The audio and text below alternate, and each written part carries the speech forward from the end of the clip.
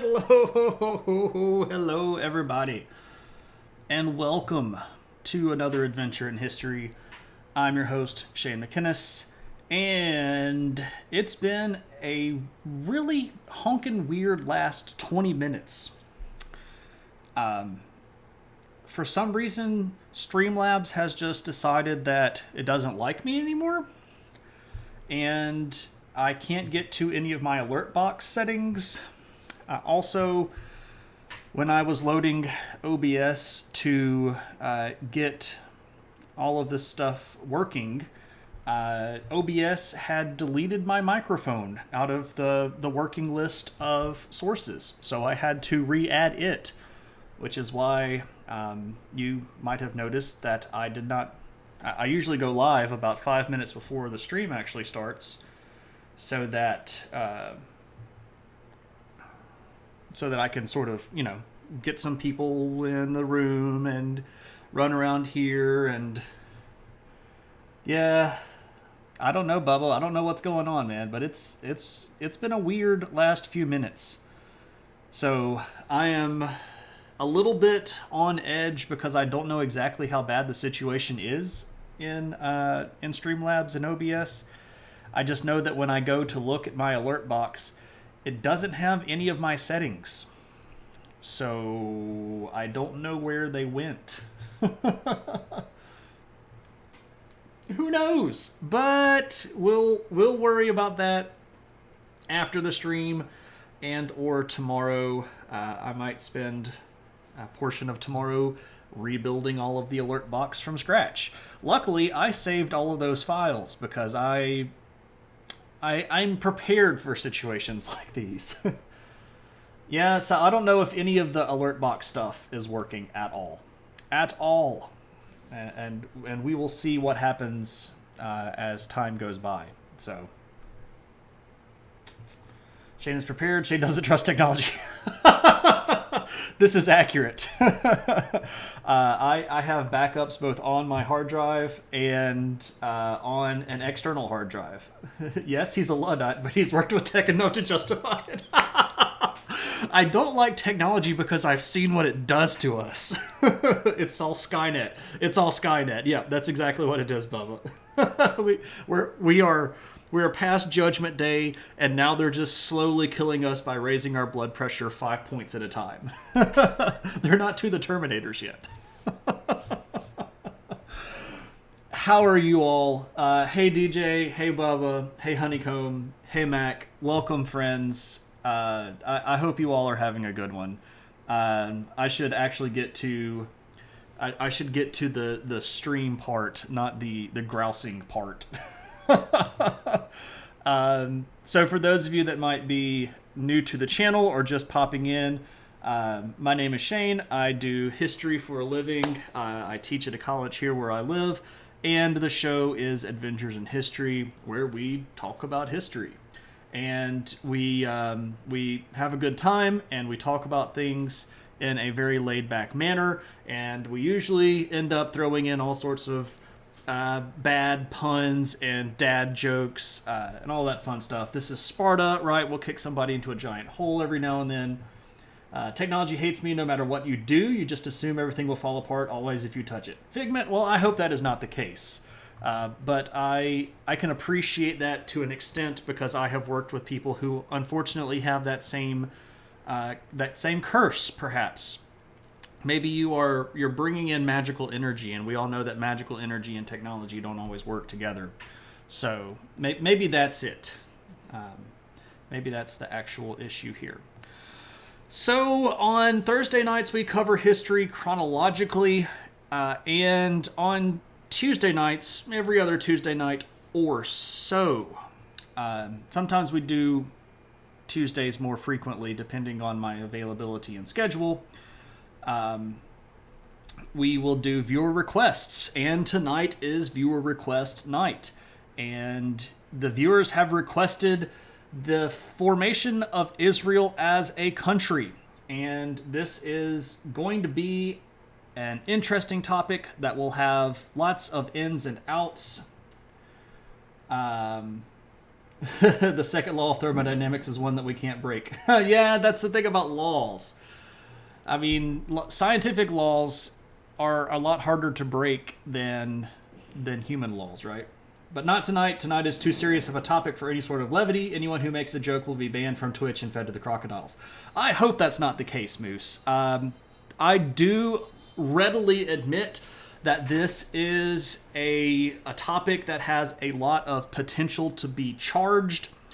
The one where Shane gets canceled. I hope that's not the case. I will tell everybody that right off the bat, if you summon the opinion hat and ask for specific things about this, trying to get me to get involved in some sort of argument, I will not do that. I will also... I rarely ever have to throw this command up, but we'll go ahead and we'll throw up the rules command just to remind everybody the channel rules. We can talk about things, we can discuss things, we can disagree on things, but we will not argue with each other. I do not argue with people in the room. I'll just ban you. The great thing about the internet is this is kind of my living room, and if you don't want to be here, I can get rid of you. I have never actually had to ban a living human being from the room, and I don't plan on doing it tonight. It's not like I sit here going, I'll get you tonight. No, that's not what I'm after. We are going to talk about some stuff that has a lot of political wrap-up. I've got to grab some tea real quick. Excuse me.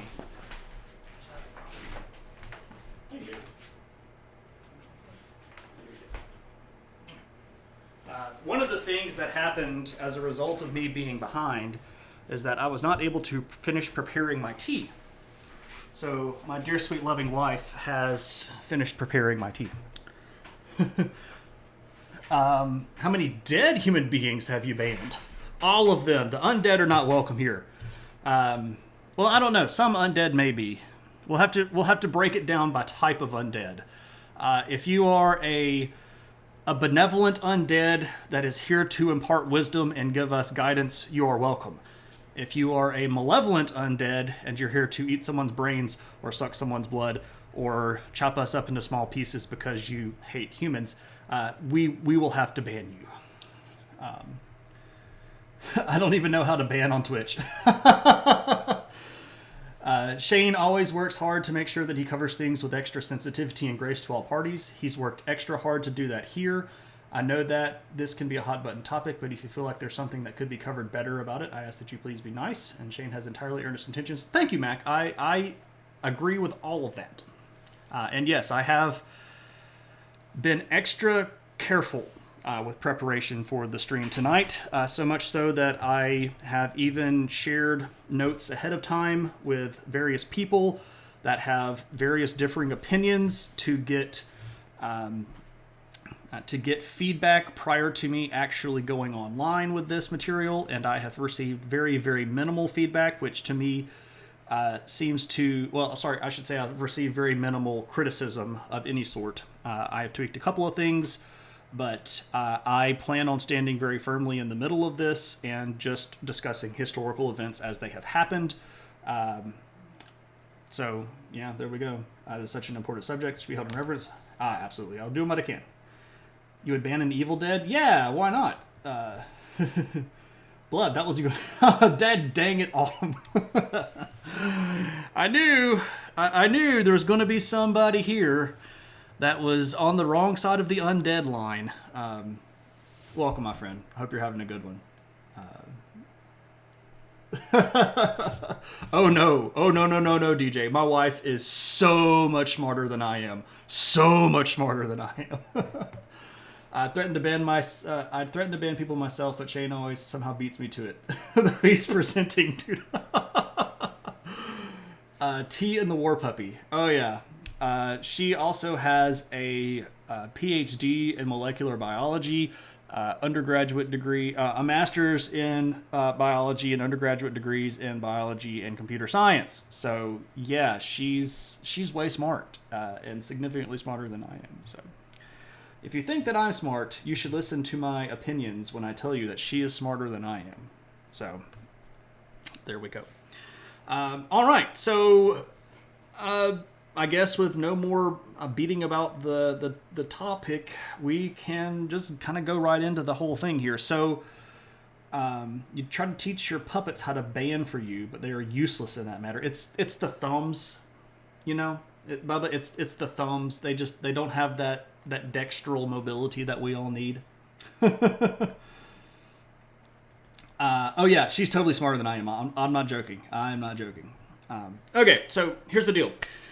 When I first started prepping in my brain for this stream, I thought, oh, we can totally get all of the history of Israel into one stream, because I mean, really, it's only like 167 years or so that we would need to cover, or 180 something years. I had it down to a number, but then I realized that this is unfortunately a lot deeper than my initial. Well, I shouldn't even say unfortunately.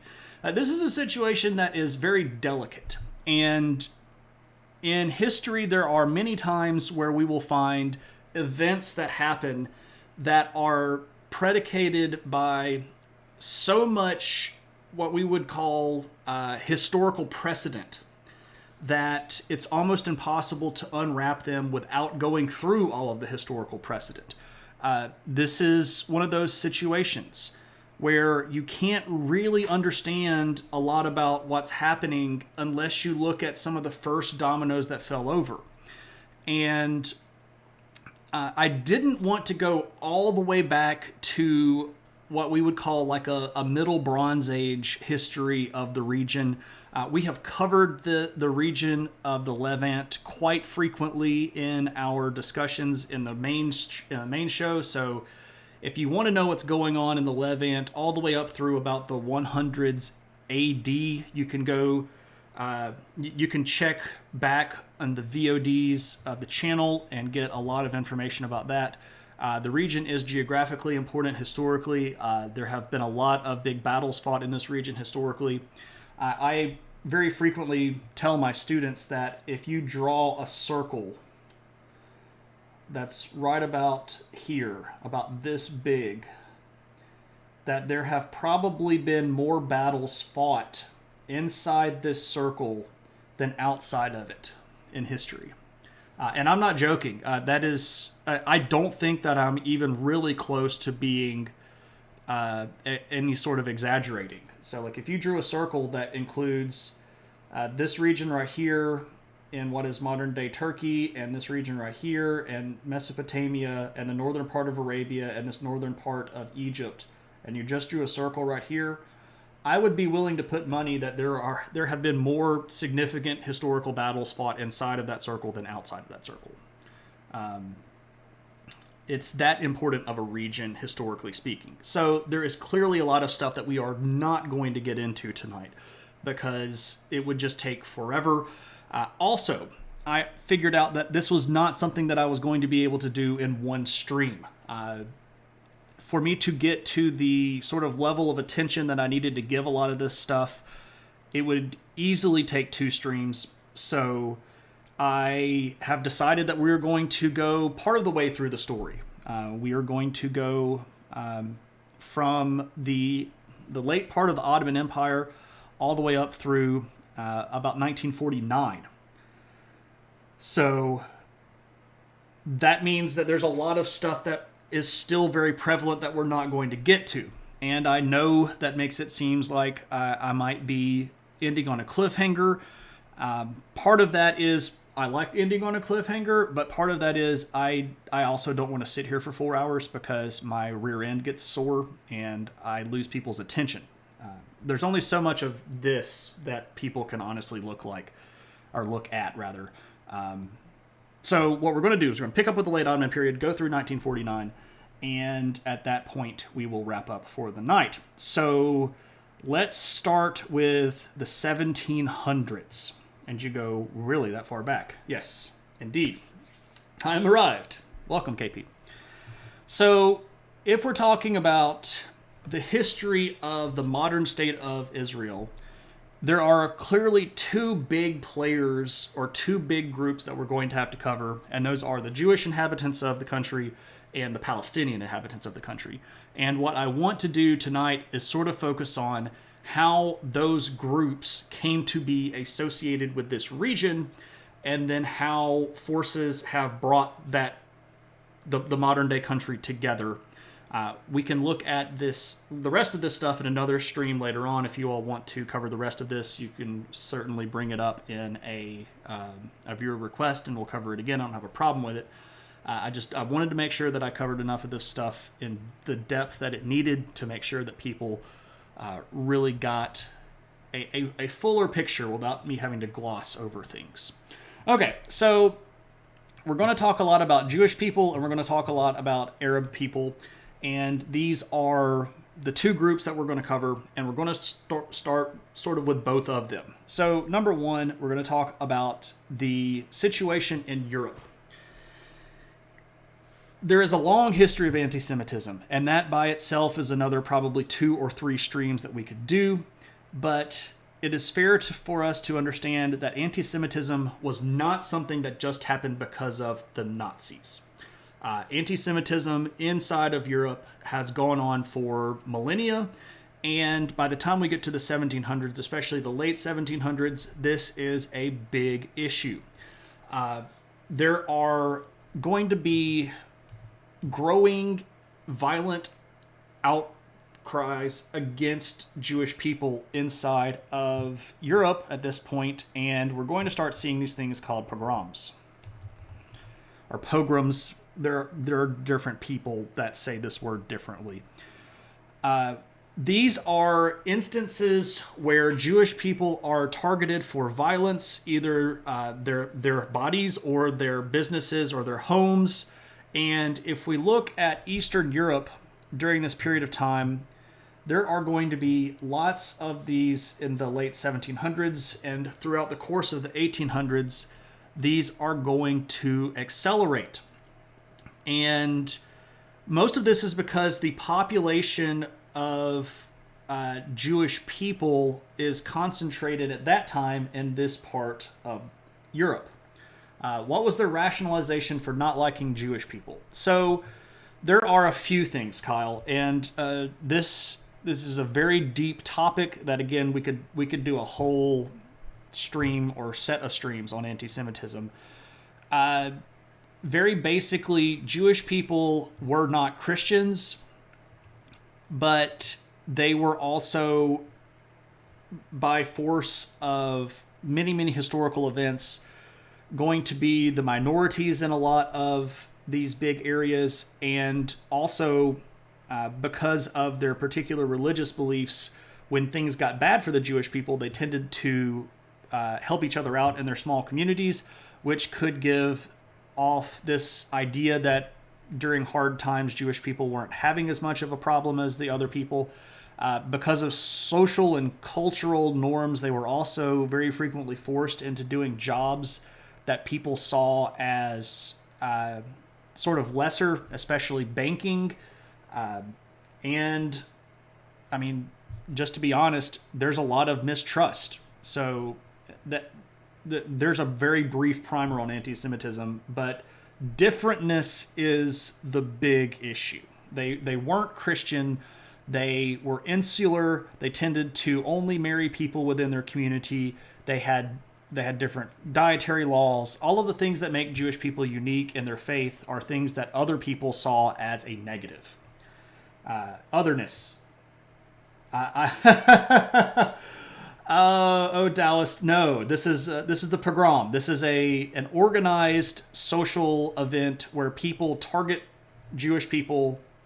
Technically target any minority group, but yeah.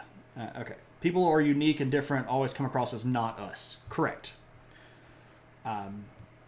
So let me show you this, and this map is in German, but I was very happy to find this. Hey, Viscera, welcome. This is a German map that was made in the early 1800s to show, well, the map itself is a little bit more modern, but this shows the situation of Jewish diaspora inside of Europe. And if we zoom in here, this is actually a really, really big image. If we look at the places, oh, you can't even see that. Here. if we're looking at the places here that are at the bottom, this sort of charcoal gray color, this dark red color, and this light pink color, we can see that Jewish populations are going to be very, very prevalent over in this eastern portion.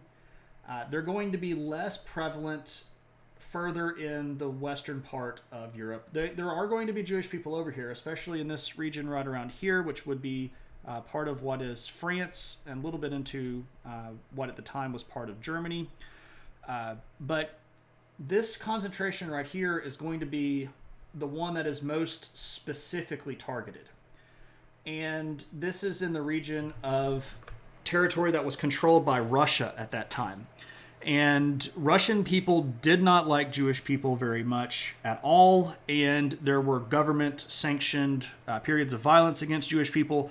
So in the early 1800s and the middle 1800s, you're going to start seeing people that were Jewish leaving Eastern Europe and moving to other places. Many of these people moved to Western Europe, and some of them actually go over to the United States. And what they're looking for, of course, is a place where they can practice their faith without persecution. And the thing about that is when they get to Western Europe and they get to the United States, they're not necessarily welcomed there either. One of the things that is sort of overlooked in a lot of United States history classes is that for a very long period of time, the people inside of America were very, very, very anti-immigrant. Even though they were all immigrants to a certain extent, they did not like immigration very much. And in this sort of working model, you're going to start seeing the beginnings of an organization of ideas that becomes known as Zionism. And Zionism is very basically a desire for a Jewish national homeland. And this idea is not something that was new in the 1800s. It had been around for a very, very long time, going all the way back into deep historical periods of time. But at this time, there's going to be a guy named Theodor Herzl who is... I always click the break screen. This gentleman. This is Theodor Herzl, and he was going to be one of the sort of pioneers of what we would call modern Zionism. And he's going to write several very important documents that set up the justification for a Jewish homeland.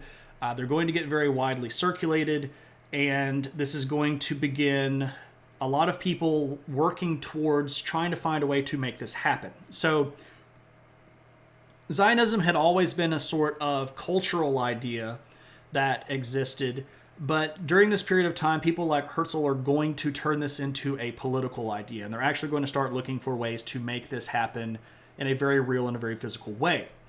And Herzl and several of his other fellows are going to be involved in creating something called the Zionist College, which is going to start in 1897, and they're going to work towards creating this idea of a...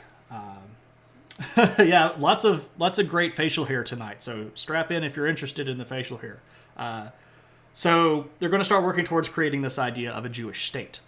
All right, so what about the other side? That's a little bit of a primer and a background. What about the other side of the people? What about the Palestinian Arab people? Well, they are in a fairly similar situation. So if we look back in the late 1700s and the early 1800s, this region here was completely under the control of the Ottoman Empire, which was based here in Istanbul, not Constantinople. Anyway, right around here. And the region that we're talking about, of course, is right in here, right around the city of Haifa and Jerusalem and the Gaza Strip and all of the area that you might have heard of in the news, especially lately in the news. So this region was ethnically mostly Arab, but Arab with a mix of a lot of other stuff. So if we go way, way back in history, this area was mostly Semitic people. Then there was a big influx of European people when this became part of the Roman Empire and the Greek world, the Alexander the Great people and the conquest of all those people. And then by the time the Muslim expansions begin especially by the time we get to the 600s, this is really kind of roaring and going. And this brings a lot of Arab people in. So the people that were living there were mostly ethnically Arab, and they had roots in other populations as well. However, they were not Turkish. The people that were running the Ottoman Empire were Turkish. Turkish is a different ethnic group. They speak a different language. The Turkish language is very different than the Arab language. They're different ethnically. They have different ideas about culture. So this is an imperial system where you have one group of people ruling over another group. However, the Ottomans are also ruling Egypt. And Egypt at the time was becoming much more independent, mostly due to a lot of European meddling. The Europeans were slowly trying to dismantle the Ottoman Empire, and the British especially, the British and the French, both wanted an independent Egypt and had been backing them quite some time. So in 1830, the Egyptians are actually going to conquer all of this region and bring it under Egyptian control. Now, here's the thing. The Arab people that lived there, metal bands, the people that are living in this area, again, are mostly Arab. They're being now dominated by the Egyptians, which are not really ethnically the same as Arab people either. I mean, they have Arab intermixing and all of this fun stuff, but culturally the Egyptians were quite different than these individuals. And even if they do get free from the Egyptian control, they're going to end up back under the control of the Ottomans. So yeah, not the best place to be if you are these individuals. So what are you to do? Well, here's the thing. The guy that's running Egypt at the time is this guy named Muhammad Ali, and he is this guy.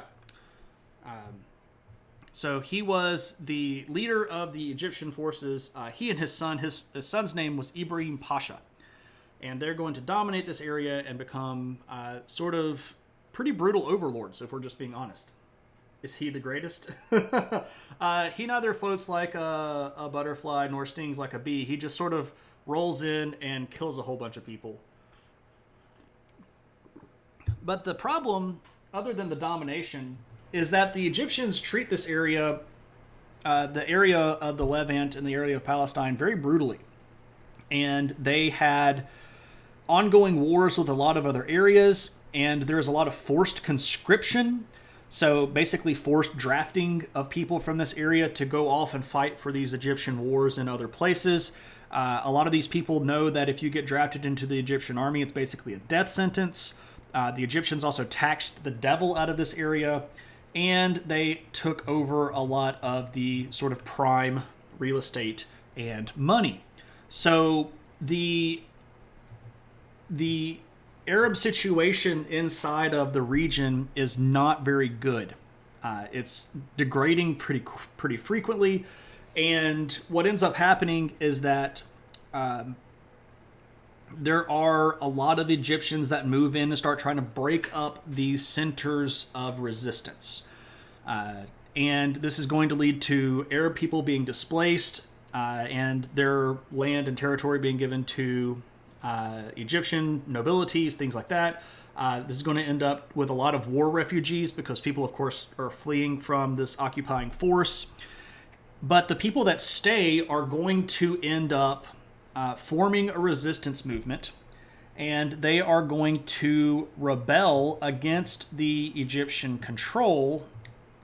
And you're going to see, for the first time, this flag being flown as the rebels. So if you know very much about the situation in Palestine, this should look fairly familiar to you. And this is the flag of the Arab Revolt of 1834. So this is the Arab people inside of the region trying to break away from the control of the Egyptians. And this is going to be crushed really, really brutally. Resistance is futile. You will be assimilated into the Egyptian collective. Unfortunately, that is exactly what happens, Kyle. Muhammad Ali sends his son, Ibrahim Pasha, in with a very big army, and the revolt is just utterly crushed. It does take quite some time, another 6 or 7 years, before the Ottomans are able to push out the Egyptians. However, when they take the region back over, there is a lot of disorder. There have been a lot of people pushed out of the area. There's been a lot of destruction, a lot of just the basically durable goods, the things that people use to make a living have been exported away. And there is a lot of movement around this time for Arab-Palestinian nationalism. During this period of the 1800s, if you've been around the show, you've probably heard me mention that one of the big things that's happening during the 1800s is this rise of nationalism, this idea that as a group of people, we should be able to govern ourselves. And this is very evident in Palestine and the region, because first they didn't like the Egyptians so much that they rebelled against them. Then when they finally got out from under the Egyptians, now they're back under the Ottomans, and they want to be independent. They want to be able to govern themselves, or at least have a regional government that is by Arabs for Arabs. So what's going to end up happening in 1872, the Ottomans are going to sort of start putting the thumb on these Palestinians. And they're going to create this thing called the Mustarafat of Jerusalem. Basically, they're going to bring this area directly under Ottoman control. They're going to appoint governors directly. These are people who are going to answer directly to the Sultan. And this is really, really tough for the locals, because another thing that's happening is the growing influence of Britain and France down here in Egypt. And the Mustarafat is not necessarily there for the benefit of the Arab people. It's not to give them regional autonomy. It's really just to watch them closer. Emmy, I have only been talking for about 15 minutes. I sort of gabbed a lot at the beginning. So the word is Mustarafat. A government of a Mustar. Like caliphate is the government of a caliph. A Mustarafat is the government of a Mustar, which is a word for regional governor, if you will. So the Ottomans are worried about the British sort of sneaking into the Levantine region and taking over.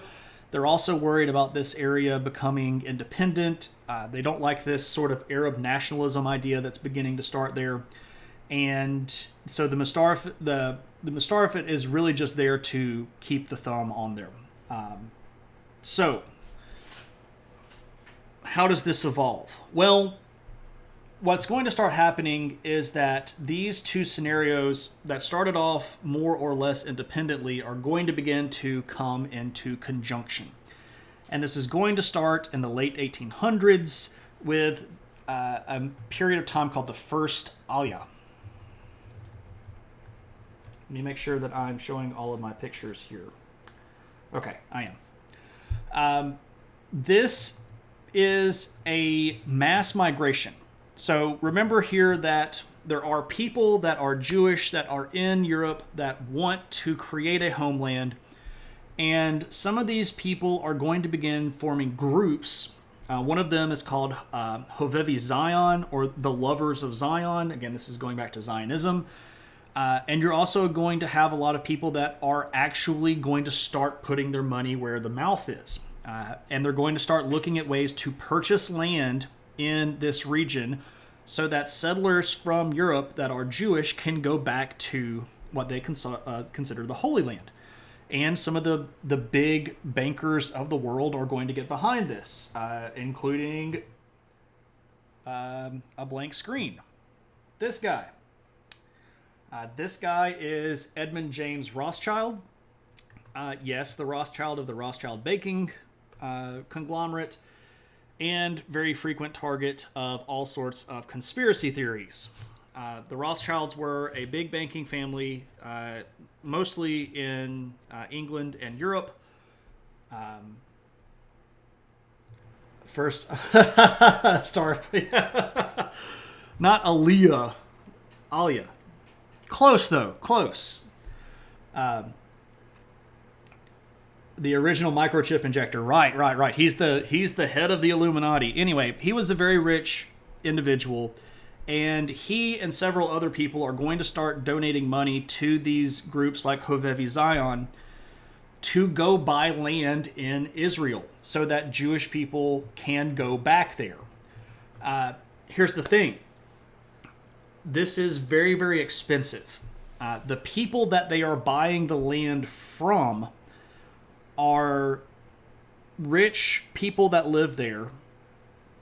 The land-owning class of the region, Ottomans, and to a certain extent, leftover Egyptian nobility that managed to kind of distinguish themselves enough from the Egyptians to stay behind when the Egyptians got run off. So securing land and finding enough funding to do this is really, really tough. And the first Aliyah is going to see a lot of interest. A lot of people are really, really excited about this, and they get like 2.5 million people that are sort of signed up to move into Palestinian region. However, a lot of those people show up and find out that it's a lot harder than it sounds, and they find out that the land that they're trying to acquire doesn't actually... Tel Aviv. We're not to Tel Aviv yet. We're getting close to that.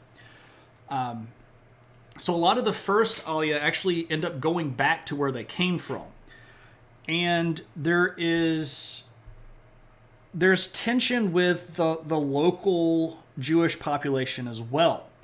There are two communities of Jewish people. There's what they call the old Yeshuv and the new Yeshuv, the old community and the new community. And that's not a direct translation, but it's getting the idea across.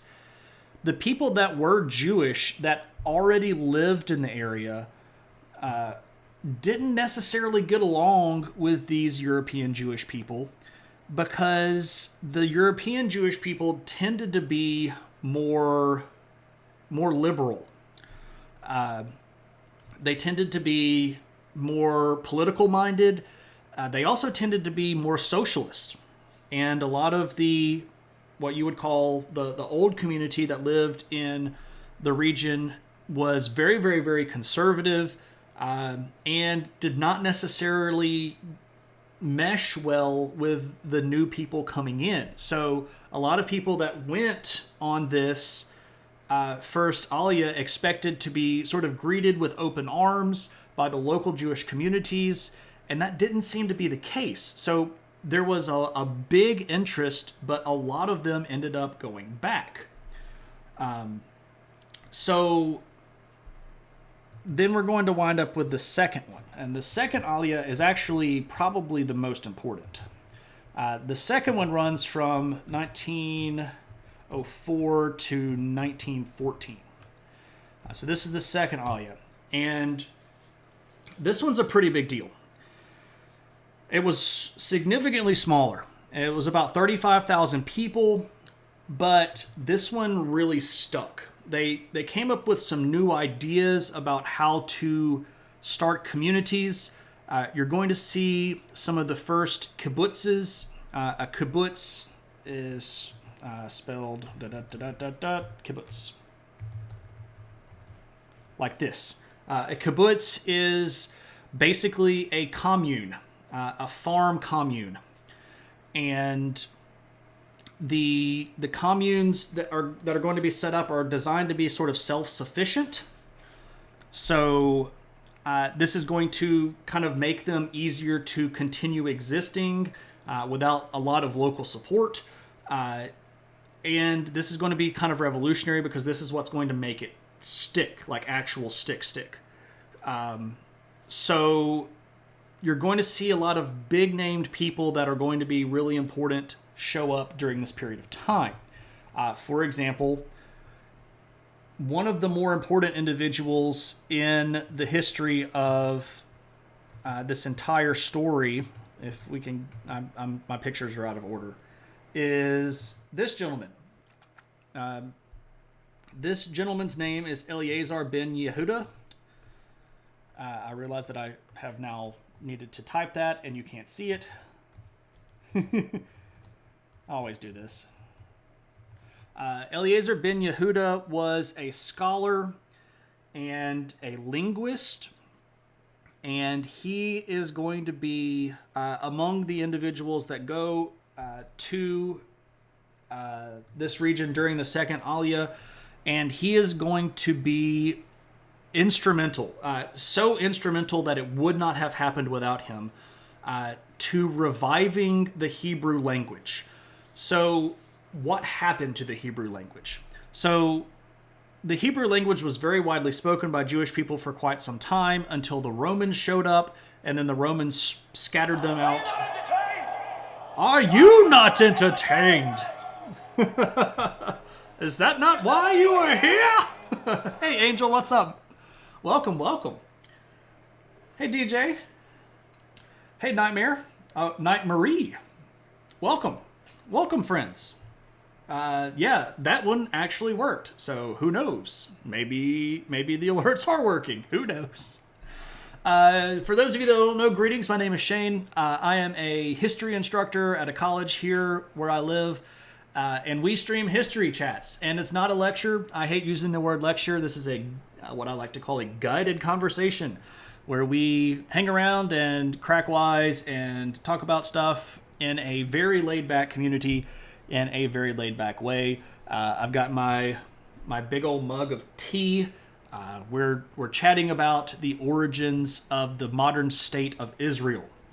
And yes, we do say adventure here. Angel, what were you working on? How was your stream? And Angel, feel free to share any links if you want to share. If you have the Instagrams, or if you have any of the fun stuff that people do. Let's do all the shout outs while we're at it, because we've got lots of awesome people here tonight. And if you are not already following all of these awesome people, you really should be, because I mean they're cool people. And I don't say that because I mean they're right here. I would say that even if they weren't here. Gonna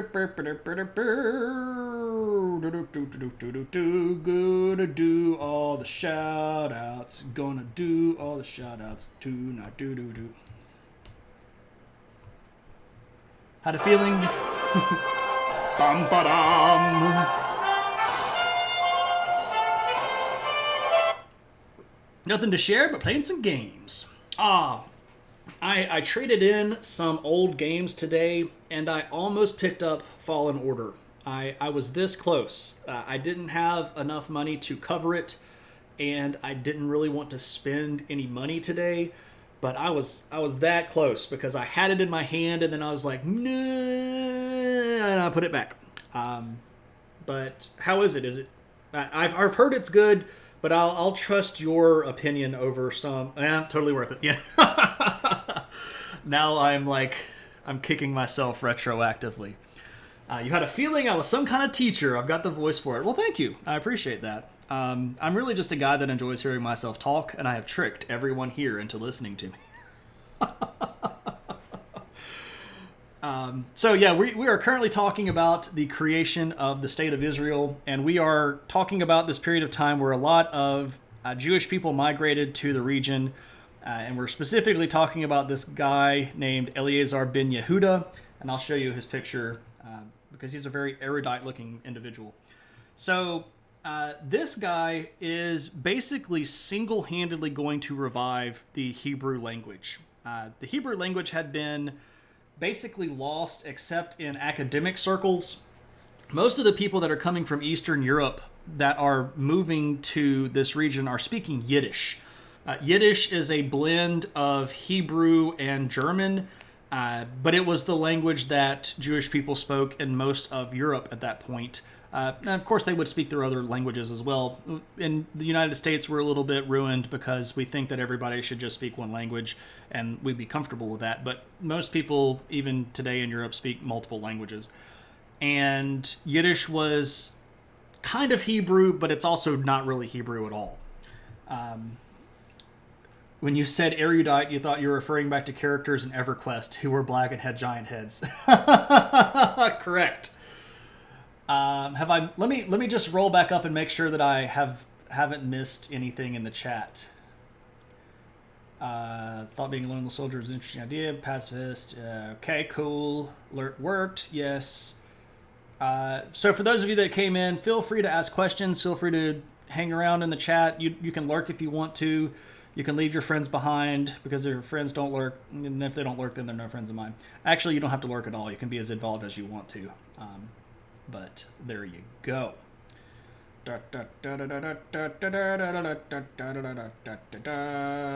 would not shut up at home. Oh yeah, dude, I never shut up. Yiddish does have good fun words. Verklempt. You can't just go around triggering EverQuest addicts. That might cause some unrest. Yeah. You got Moderna 2 today, so you're just patiently waiting to fill out garbage? Hey, Emmy, the thing is, I didn't feel like garbage after my second shot, but I got Pfizer, so who knows? It might have been the difference. Anyway, so you've been lurking, and then I forgot about Emmy. I forgot to shout out Emmy, and then there's Daniel, and we'll shout out all the friends. All the friends.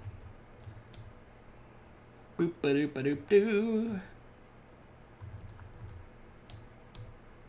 There we go. Is it going to work, or am I moving too fast for the bot? Did I just confuse the bot?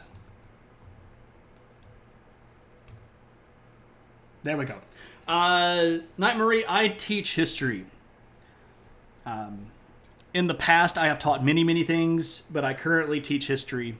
And I'm working on a degree in sociology, so I'll be teaching that pretty soon. So, yeah. All of the things why people make decisions, because history and society, pretty much. So anyway, yeah. Eliezer ben Yehuda is going to bring back Hebrew, is going to start teaching it in schools, and is going to promote the use of it in any sort of what you might consider official typed documentation. This is going to be instrumental in the fact that people that live in Israel today learn Hebrew in schools. Pretty big deal. We didn't end up having Lara Elmore last week. Yeah, I saw that. I saw that you had to pull the switch with Wade, which I'm sure was great. I actually had a lot of stuff going on Sunday, which I didn't expect to have, but things did. Got Moderna 2 yesterday. No side effects from the first one. Denver achy. Oh, wow. Just regular levels of crappy. You like history better than math? See, I can take a math class, and I can do a math class, but I don't want to. Math is not really my thing. Not really my thing. Math is a living nightmare. Oh, man. Also, one more guy that, and we could talk about dozens of people in the second Alia that were important, but I would be remiss if I did not talk about this guy. This is David Ben-Gurion. David Ben-Gurion is going to be one of the most important statesmen in what becomes Israel. And David Ben-Gurion is also going to go on to be the first prime minister of Israel, and then the third. But that's a whole story for another day. So David Ben-Gurion is among the immigrants in the second, not known best for his hair. He's got that great history of math. I could do history of math. It would actually be a little bit more exciting than the actual math itself. Danish history, I could do all of... Danish history would need to be narrowed down significantly. Not the country, the confectionery. That's a different story. Food history is hard to do. It's hard to create a through line. I don't know what you're talking about. He's got his hair groomed. It looks like a whole hat. Anyway, so David Ben Gurion, part of the second Aliyah. Again, the second Aliyah is really, really important because it proves that things can happen. It proves that the communities can stick. It's also going to found one of the most important cities of the Jewish population inside of what is going to be Israel one day, the city of Tel Aviv, which is still a big, important city today in Israel.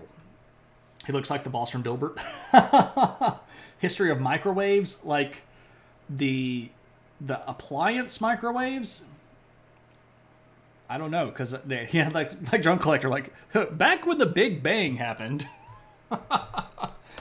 All right, so second Aliyah, it's much more successful. The number of people that show up is about 35,000. They hang around, they get pretty involved, but there is going to be a lot of tension growing. And this tension is going to be from the people that are moving in and the people that have been displaced. Now, let me be very clear here. There is a modern concept that the state of Israel displaced Palestinians. We're not getting into that right now. What we're talking about at this point is a very real and actual thing that is not something that we should argue about because it's just what happened. As these big European and at this point American financiers are purchasing land, they are basically evicting poor Arab people. So the landowners were usually one of the several very influential Arab families. There are about 6 to 8 of them, depending on how you sort of rank powerful families of Arabs in the region. And these were the big landowners. These were the sort of the gentry, the nobility. They didn't have noble titles, but they're like the ruling class, if you will. They're the ones that actually own all of this land. So when they sell land to these financiers for Jewish people to move in, the new landowners are going to tell the local peasant Arabs who normally worked on that land that they have to go somewhere else. So this is actually, and this isn't really open for debate, this did displace some poor Arab people. Did the Arabs that were in charge have to sell the land? No. Did they know that those people were going to get pushed off of the land when the Jewish immigrants came in? Yes. Did they do it anyway? Yes, because they were after the money, and that's just the reality of the situation. It's just what happens. So this is causing some tension. Tel Aviv is especially going to be a sticking point because it becomes very, very successful very soon right off the bat. And there are going to be groups of people that are inside of the region that are already interested in Arab nationalism, the Palestinian Arab nationalist movements. They're going to begin forming political groups that are going to try to work inside of the political structure to keep things from like this from happening. They want to block the sale of land inside of the region to people outside the country. They want to try to create stricter immigration laws that limit the number of people that come in, but they're going to have to take their Arab nationalism into political groups. So you're going to start seeing pro-Arab nationalist political groups. So this is what's going to happen all the way up until World War I. And let me tell you, I say this all the time, and I'll say it probably a bajillion more times. People don't understand how important World War I is. Everybody thinks World War II is the sexy war where it's got, we've got tanks and Stalin and Hitler and Luftwaffe and all of the A-bombs and the Japanese Zeros and all of this stuff. World War One is way more important than World War Two is. Yes, World War One is what makes the modern map of our world. If you want to know where a lot of the really big issues inside the Middle East get really, really turned up to 11, it's World War One. Totally not as sexy as the Great Bikini War of 1437. No, that's totally not that sexy. Oh, man. World War One had spiky helmets. It did. It had the pith helmets. Great stuff. Anyway, World War One is a big deal. And it's a big deal because the Ottomans get involved in World War One, the British get involved in World War One, and the French get involved in World War One. What up, Cave? Welcome, my friend. So, the Ottomans, during this period of time, are going to see these Arab people as potential targets for conversion, if you will. Remember that the Ottomans already didn't really trust these people that were down on the border with the British and the French and Egypt. They had already put this area under what we might call super secret double probation. They had already tried to kind of mush the Arab nationalists down. But with all of these European immigrants coming in, there is yet more consternation about how much and how heavy they should push, that the Ottomans should push against the Arabs in the region. So what's going to end up happening is that the Ottomans are going to move down into the region of the Levant, and they're going to start pushing Arab people out of their homes. And they're going to try to disrupt the ability of Arabs to meet together. They're going to start trying to disrupt the ability of these Jewish settlers to move money and funds around from Europe. Basically, they're trying to isolate this area and break up any pockets of potential resistance. But we all know what this does. This makes the people in the area hate the Ottomans even more. And when the British do show up trying to take apart the Ottoman Empire, they find a lot of friends here. World War I was wilding because it was right on the edge of mechanization. Like, they had bomber planes, but someone had to ride in the back and light the fuses. Yes! America is big. Yeah, America's a big honking country. So, even at the beginning of the war, you start seeing these political dealings overriding the basic decency of the way that the people in this region are being treated. And that's not going to stop. And that's really not going to stop because of the British and the French.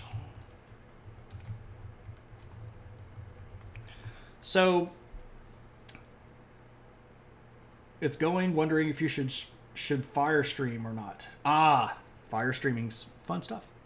So, in 1916,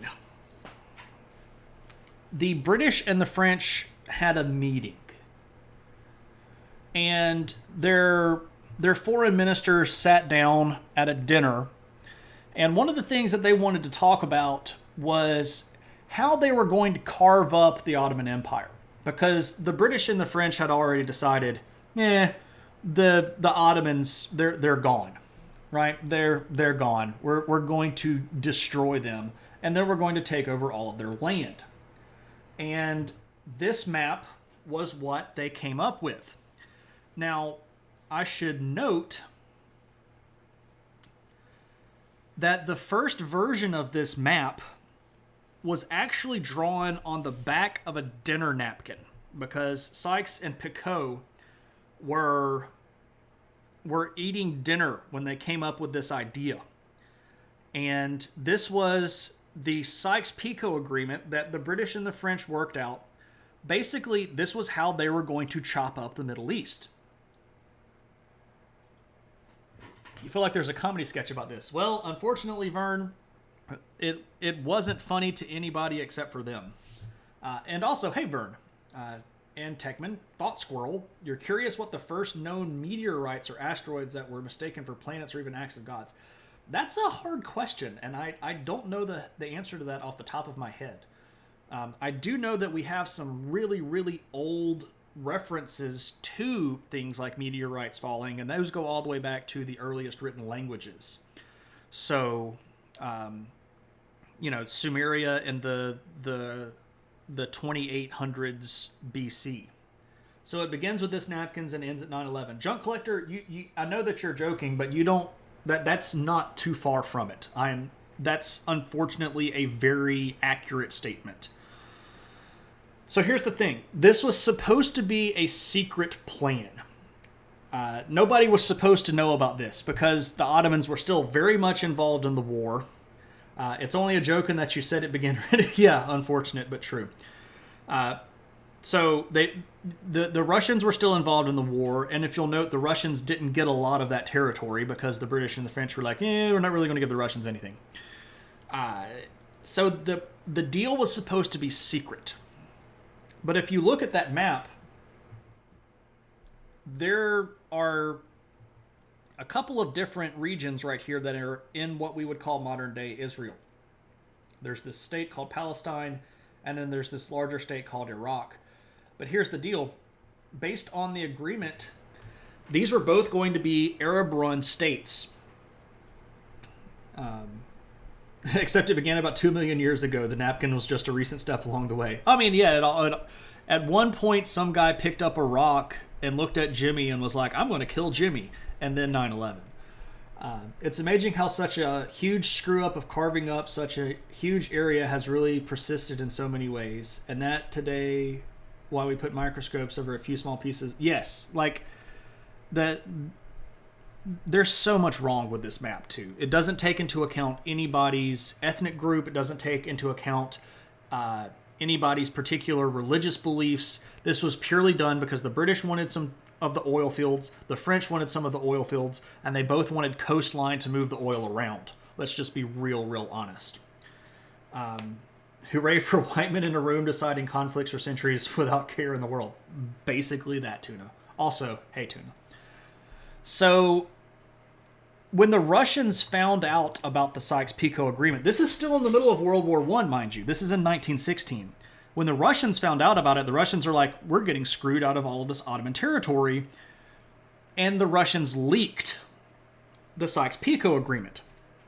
And as you might expect, the Jewish population in England and across Europe was absolutely appalled by this idea that the British and the French had already decided that this whole area was going to be run by Arabs and that there was not going to be any mention of a Jewish-run state.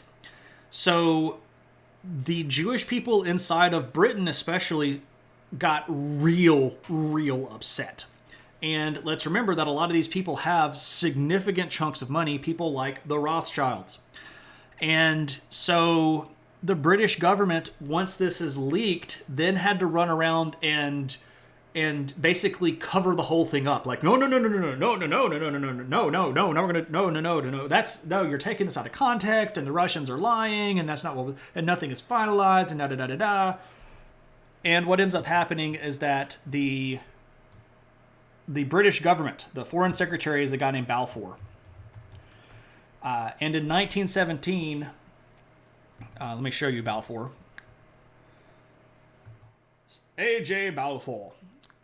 He is the British foreign secretary. The British, they probably just figured out that they could put a hedge between them and ethnic groups. Yeah. Just build a hedge. Is he precursor to the Bal 5? No, he's actually the sequel to the Bal 3. They never actually made it to Bal 5 because the financing just wasn't there. So Balfour has to basically eat crow, and he sends this letter to Edmund Rothschild. And this is referred to as the Balfour Declaration, and it's in 1917. And in this letter, because it's coming from the desk of the Foreign Secretary, this is effectively British policy. But he says in there that there is British support for a national home of the Jewish people. Now he didn't say a country for the Jewish people.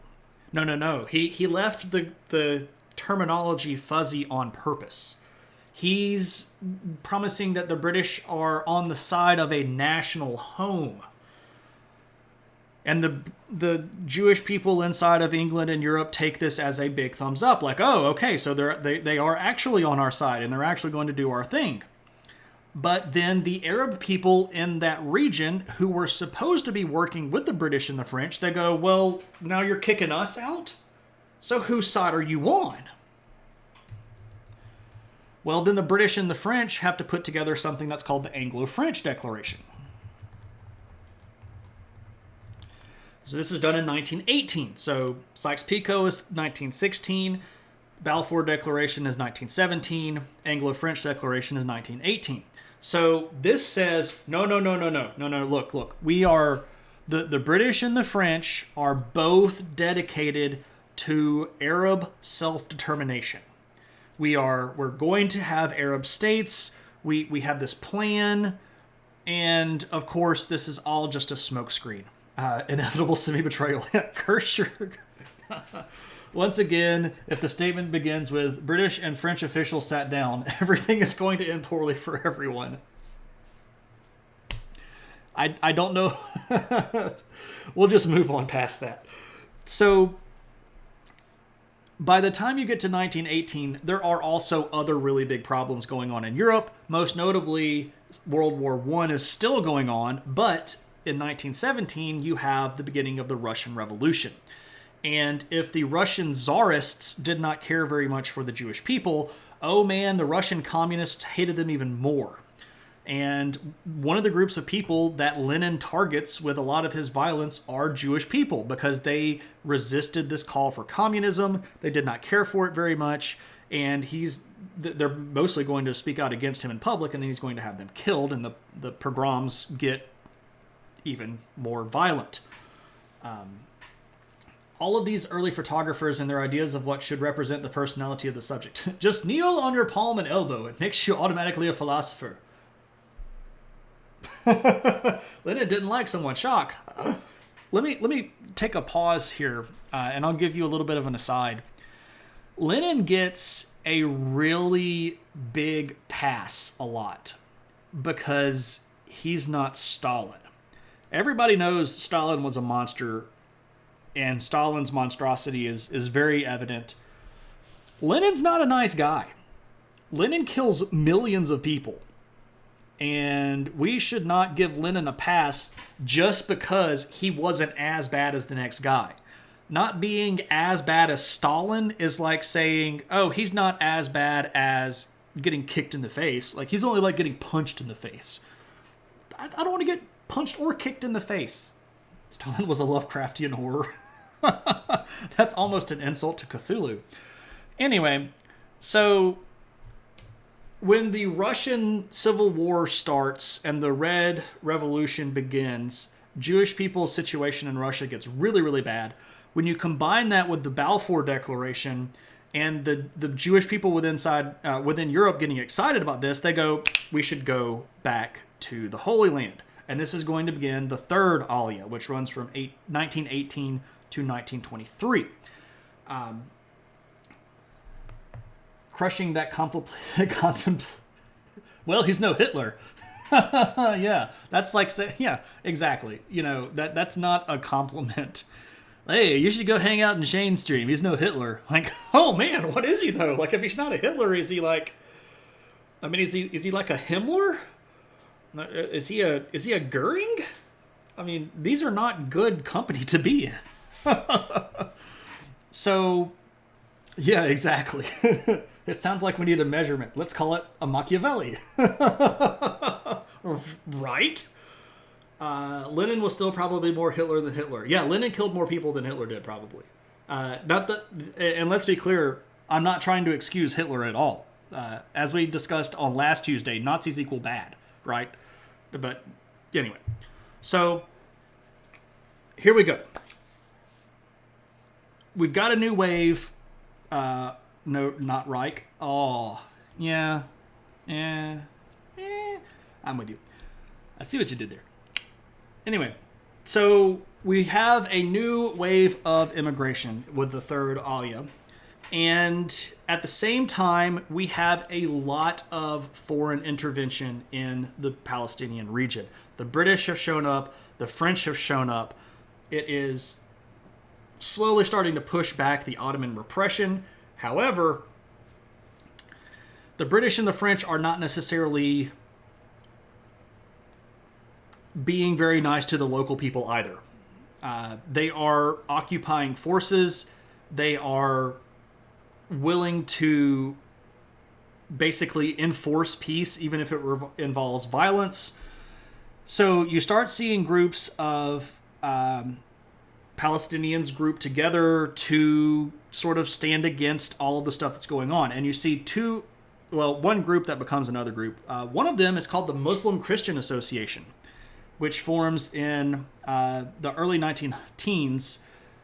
But by the time we get to the mark of 1918, we have something called the Palestinian Arab Congress, or the PAC. Someone who trumps them all. Dude, let me say, I know the individual you're discussing, and not my favorite person, not on the holiday gift list, but in just pure levels of horror, would not even put that on the scale with a Hitler or a Mao. Intent to do evil and willingness to do evil is not the same as actually doing evil. If we could peer into the hearts of individuals and see the internal diagram of people, and really looked at ourselves from a sort of an outside or exploded view, we would probably all find things that we didn't like. And if we could do that, we could probably put some sort of comparison scale together where that individual might be a lot higher on the list than a lot of people think. But yeah, there weren't millions of people murdered. We're talking about Neil Adams. Oh, David. No. I would not even put Neil Adams in that same frame of reference at all. Also, hey, David, how's it going, man? So we get this thing called the Palestine Arab Conference. And I can't spell and talk at the same time. Palestine Arab Congress. It's only funny because you know it's true. Because I know it's not true. Yeah, there we go. Okay. So this is founded in 1918. Its goal is to create an independent Arab state. That is its number one goal. Number two, it is very openly anti-Balfour an agreement or declaration. This idea of having a Jewish-run state in the region is completely against the stated goals of the Palestine Arab Congress, and they're also anti-additional Jewish immigration. Therefore, very strict immigration laws, and therefore asking a lot of questions about your beliefs when you're moving into the area. They're basically trying to prevent mass Jewish immigration. Number four, they're also anti-British and French occupation. They do not like the fact that these Europeans have come in and effectively just replaced the Ottomans as foreign overlords. So one of the things that a lot of the members of the Palestine Arab Congress were hoping for was sort of a regional country that would encompass basically Syria, the region that today we call Lebanon, and this region right here, to create a sort of a greater Syrian Arab state. And there was some work being done towards getting that accomplished. Unfortunately, unfortunately for their particular goals, they were not able to get a lot of traction when it came to dealing with either the British or the French. But they really did worry about this idea that the British and the French were going to create a Jewish-run state. And they were very much anti that. So what happens after the war. When World War I ends, well, things change. And I should note that the Sykes-Picot Agreement map that we just looked at, here, let me go back to Sykes-Picot. Okay, so this map was the proposed map, but it's not actually the one that gets made. Where am I at? This map is the one that gets made. So this is the League of Nations mandate map, and what we see here is we have two regions right here that are effectively governed together. You have Palestine and the Transjordan. You have Lebanon, you have Syria, and you have Iraq. And these are the borders of these countries. If you've ever wanted to know where the borders of Iraq came from, this came from the 1919 Paris Peace Conference and the Treaty of Versailles. These were established by the League of Nations as permanent mandates in 1920, and the British gained control of this region as mandate. Now, what does that mean? Well, here's the thing. The Mandate of Palestine supposedly meant that the British were only there as overseers, that they were going to assist the local people in creating their own government. They were going to help them do things like figure out how to do their Congress, if they were going to have a Congress, figure out how to do elections, if they were going to have elections, write their constitution, help them as sort of a big brother almost. You know, an established country that was helping these other groups to set up their own countries and sort of get the ball rolling. Now, that's what they meant, or that's what the statement was. What it actually was a colony. Let's just be honest. These mandates were colonies. That's how they were treated. The British and the French looked at them basically as colonies. And I see you. I see your message. And I'm going to ask you to not continue to repeat that one. I have no problem with free speech, but if you're just going to hang out and chat and type that one thing over and over again, you can contribute to the conversation, though, and if you have an opinion, you'd be welcome to share it. We're all friends here. We can all hang out. We can all discuss basically anything as long as we're cool about it. Just don't spam the chat for me, please. I appreciate that. Anyway, it costs $250. Kind of like what the U.S. said about Iraq. Well, unfortunate, but not too far from the truth.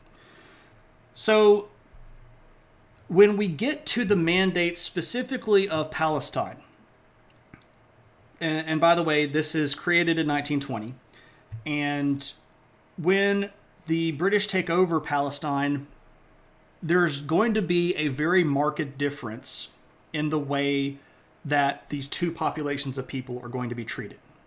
And again, this is not necessarily something that can be argued. It's just the truth. There was a group called the Jewish Agency that was created. And the Jewish Agency was an elected group that represented the Jewish people that lived in the Mandate of Palestine. And they were allowed by the British to have a lot of sort of unilateral authority. They were able to do a lot of stuff on the ground when it came to things like education in their regions of Palestine. They were allowed to have a lot more sort of on-the-ground control. And they were also allowed to speak before the League of Nations. So I guess I should take a moment to talk about the League of Nations. At the end of World War I, the precursor to what is the United Nations was called the League of Nations, and it more or less worked the same way. But it didn't actually... It didn't have a lot of the same mechanisms. However, the British allowed... Was it the prequel to League of Legends? The prequel to League of Legends was League of Big Stories. And it didn't get very many sales because who wants to play a game called League of Big Stories, right?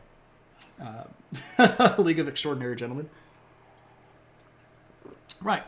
So the Jewish Agency was allowed to send representatives to the League of Nations and speak on behalf of the Jewish population in Palestine.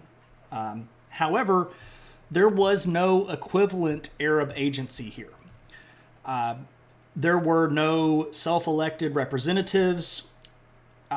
They were not allowed to send representatives directly to the League of Nations. There was still the Palestine Arab Congress that had been formed prior to the war ending in 1918, but the British effectively ignored the Palestine Arab Congress. But the offshoot of League of Mediocre Myths was really the spiritual precursor. Oh, mediocre myths. One of my favorite series, I don't know if you all read Terry Pratchett, but the Discworld series that Terry Pratchett wrote is great. It has a lot of really great social satire, really, really funny stuff, like actual make me laugh out loud kind of stuff. But one of the characters, well, I guess two things. Let me tell you about two things. There is a temple of small gods, and you go to the temple of small gods to kind of cover your rear end, right? Because there are all these different gods out there, and you got to keep all the gods happy in Discworld. And the gods are very much real in Discworld. It's a fantasy setting. But you go to the Temple of Small Gods because you want to make sure that you cover all of your bases. And one of my favorite of the small gods is named Anoia. And she is the goddess of things that stick in the drawer when you're trying to open it. So like if you ever try to open a drawer and something like wedges in there and gets stuck, that was because you made Anoia angry. But Anoia ends up branching out over the course of series and ends up being like the goddess of one lost sock and the goddess of stubbing your toe at night when you get out of bed. Anyway, Pratchett is great. And if you haven't read any of Terry Pratchett's stuff, talk with me and I'll make a suggestion. They cover all sorts of different genres. Anoia's curse could be very crucial at the right place and the right time. Right, exactly. Okay, so in this period of the mandatory power of Palestine, I'm going to open this drawer, potato masher. Oh, no, you don't. Correct. Again, the British seem to create, well, they don't seem to create, the British create a double standard. The Jewish population, which at that time was significantly smaller than the Arab population, got a special agency set up. They got more freedoms, and they also got more foreign representation.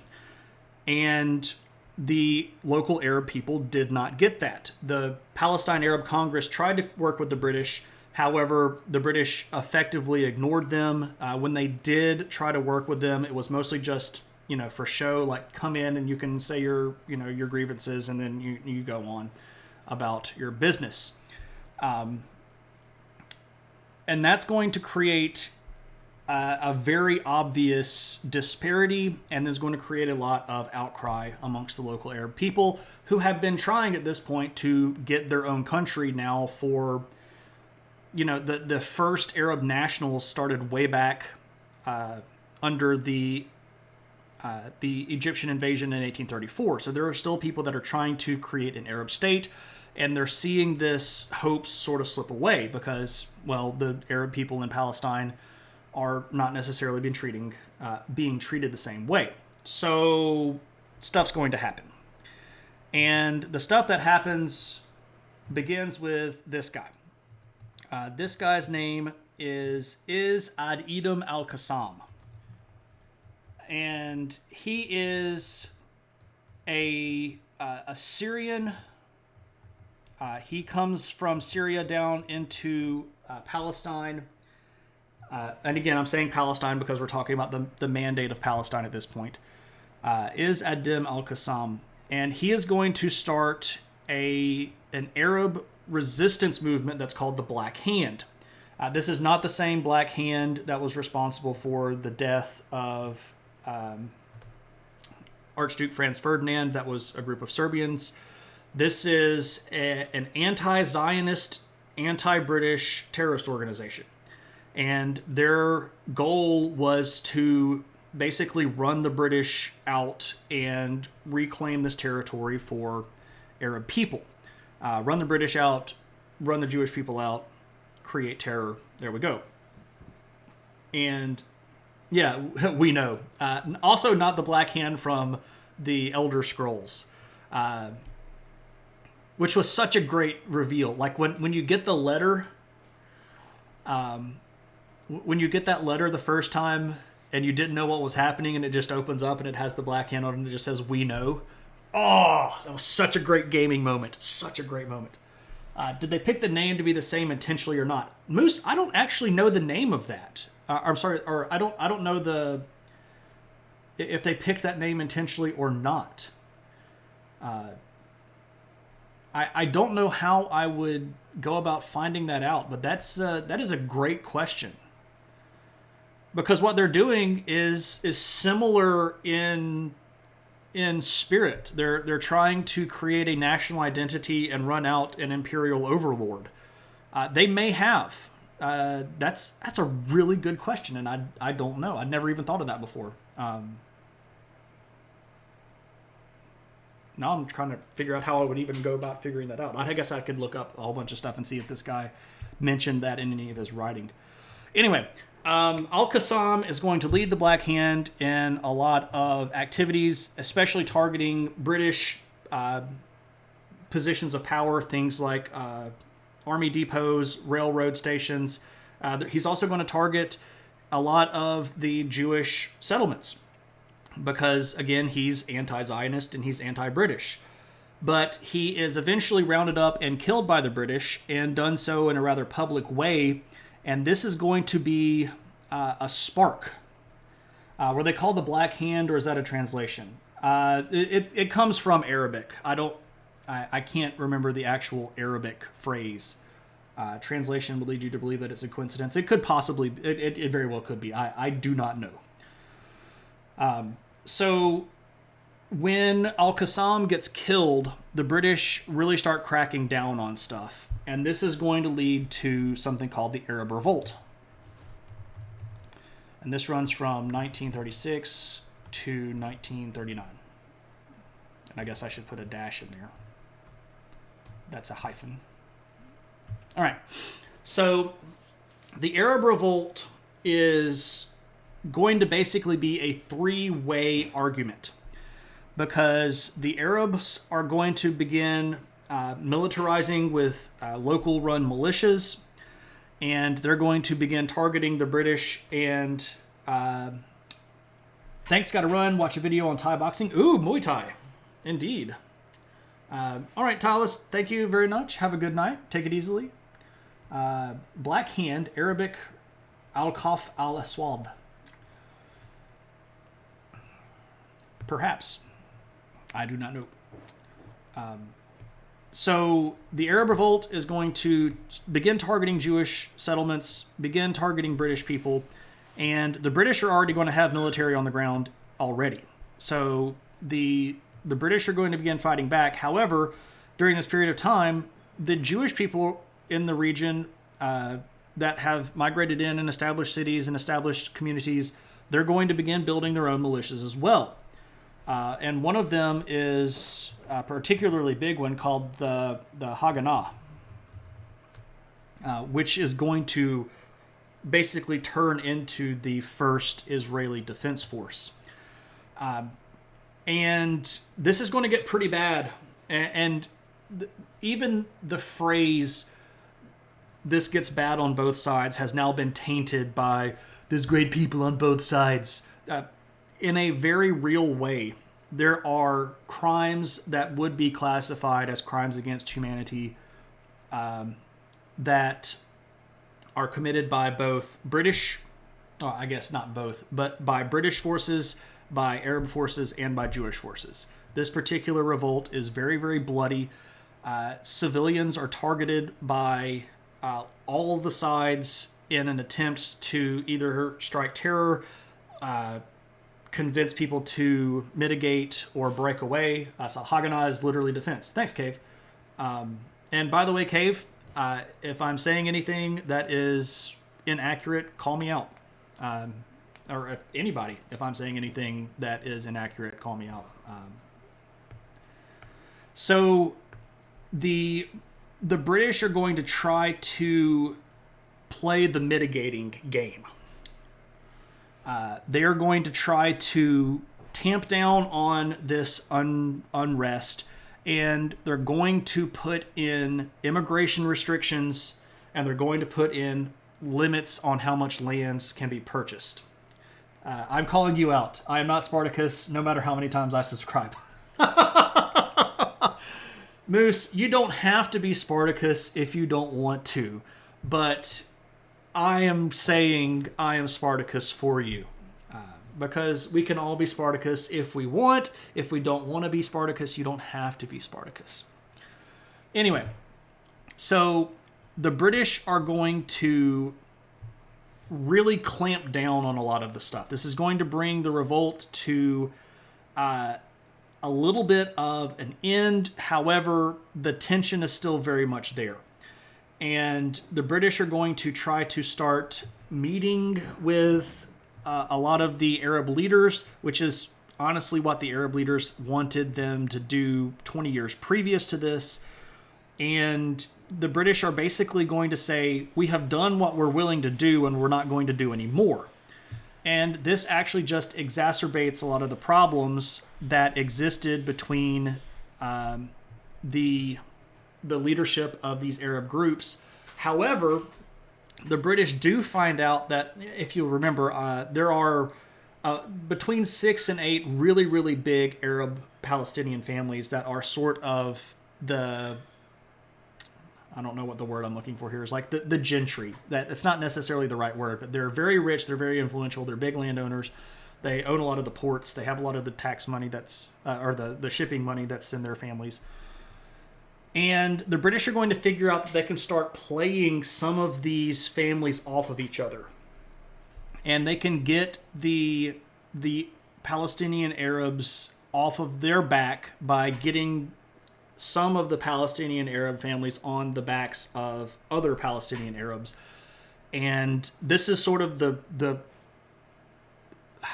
if the British made a manual of how to break up a region and make it easily conquerable, this would be like play number 1.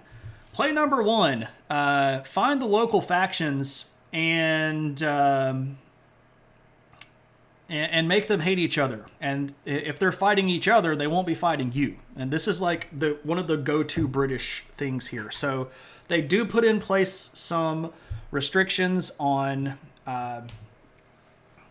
immigration. They do put in some restrictions on land ownership. But what the British really do is stir up the pot amongst the Arab leaders so that they are no longer necessarily unified in the way that they want to deal with the British. And this takes the pressure off the British. However, some of the reports of these commissions start being made public. And one of these is called the Peel Commission. And this was done in 1937.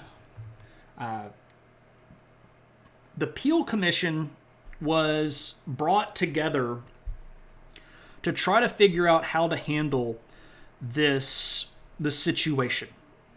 How to address the elephant in the room, if you will. And the report from the Peel Commission proposed something that was fairly revolutionary. And they said, we need to make 2 countries out of Palestine. One country would be a Jewish state that could be run and operated by Jewish people. One state would be an Arab state that would be run and operated by Arab people. And Jerusalem would be put under an international committee. Basically, it would be made independent and both sides would be able to have access to it, but neither side would be able to claim it. And the situation inside of Jerusalem had been growing pretty tense. Both sides, of course, the Jewish side and the Palestinian side, have very deep roots in the city of Jerusalem. Both claim that area as very sacred to their religions. Access to the Wailing Wall had been restricted by certain leaders of the Arab groups who had actually begun driving cattle down the alleyway where the Wailing Wall was. It was getting pretty messy. The Jewish people were doing certain things to try to buy land inside the city. The Palestinian people were trying to do things to limit the access to the Temple Mount, and the British were just right in the middle trying to hold everybody apart. So the idea was, yes, it's like Vatican City, but not. It would be governed by a committee of international supporters that would have both Jewish and Arab members, but also members from other countries like Britain and France and perhaps even the United States. So the Peel Commission idea gets brought to the leaders of the Arab families and to the leaders of the Jewish community. And by the way, by this point, we previously mentioned David Ben-Gurion. He had become sort of the leading voice of the Jewish people. He had been part of the Jewish Agency. He was part of the Jewish Agency.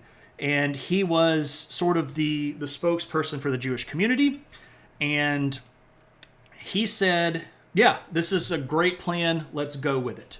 However, the Arab leaders were not particularly pleased with this. Because when the Jewish state in the Peel Commission proposal would be created, there would literally be significant numbers of people that were Arab living in that Jewish region that would have to move from that area. There were much fewer Jewish people that would have to move than there were Arab people. Now, it is fair to remember that the population was fairly disproportionate at that time. There were not as many Jewish people in the area as there were Arab people. I have a picture of Ben-Gurion. Here we go. Ba-da-ba-da. Is that the same picture you just shared? Yeah. And he does look fairly hobbitish. Yeah. So that's Ben-Gurion. So Ben-Gurion was like, fine, we like this plan. It's going to give us what we were after. We wanted a Jewish state. This is going to give us a Jewish state. But the Arab rulers, the Arab leaders were like, no, this is going to force Arab people out of their homeland. This is going to make Arab people move. It's not going to be as proportionally impactful on the Jewish communities. This is clearly just part of the continued pro-Jewish slant that exists inside of the British and the French stuff.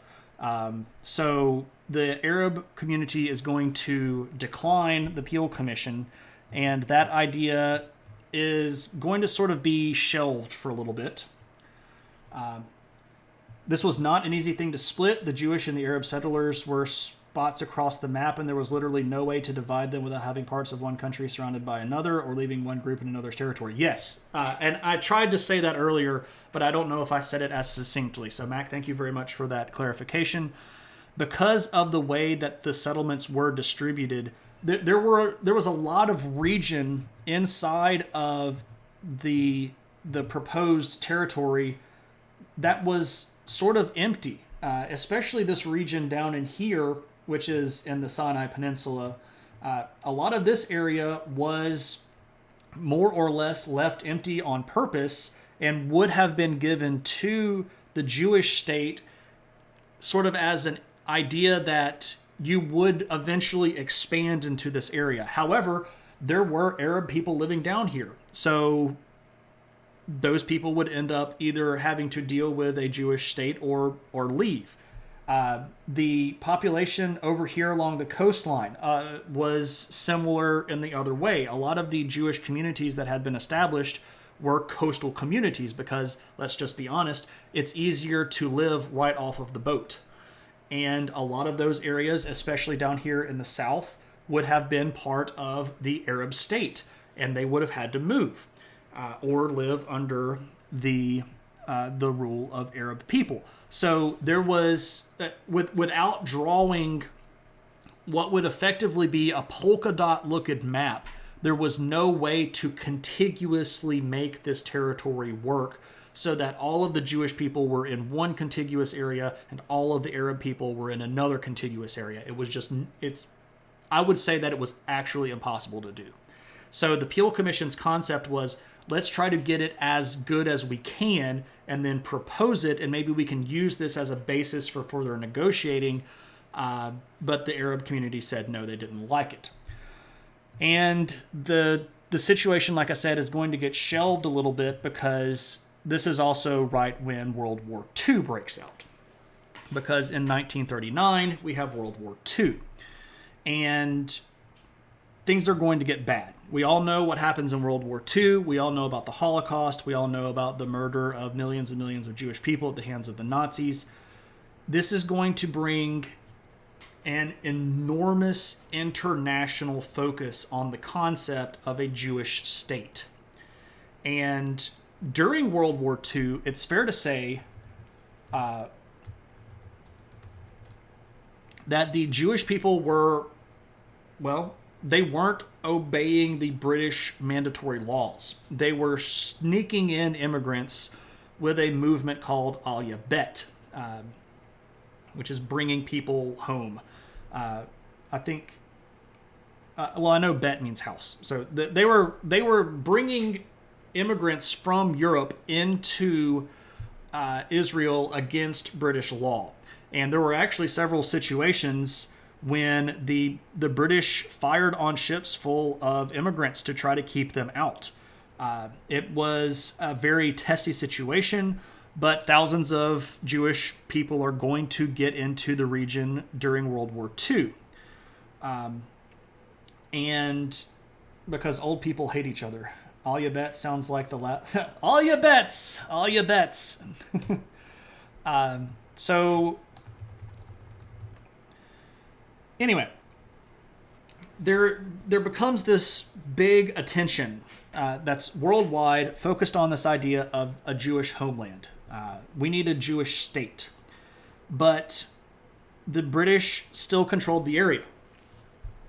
And they didn't want to let basically the international community dictate how this situation should go. They wanted to be the ones in charge. But at this period of time, the Jewish people who had basically just endured one of the worst genocides that we have on human record were pretty fed up with the way that the British were running Palestine.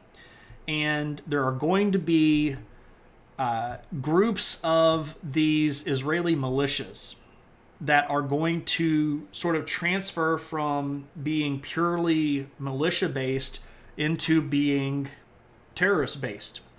And you're going to see groups of Jewish people targeting British officials. There is a British foreign official that gets assassinated in Cairo. One of the United Nations mediators gets assassinated. There is a big attack against the British contingent at the King David Hotel, where lots of people end up dying. And the Jewish people are basically at that point decided, like, we're going to push the British out. We're going to establish our own country regardless of what anybody else thinks. It's just going to happen. We're going to make it happen. So when World War II comes to a close, there is a big international issue. You have nothing to add. Just thanks for the excellent content. A good review for myself and enjoying the stream.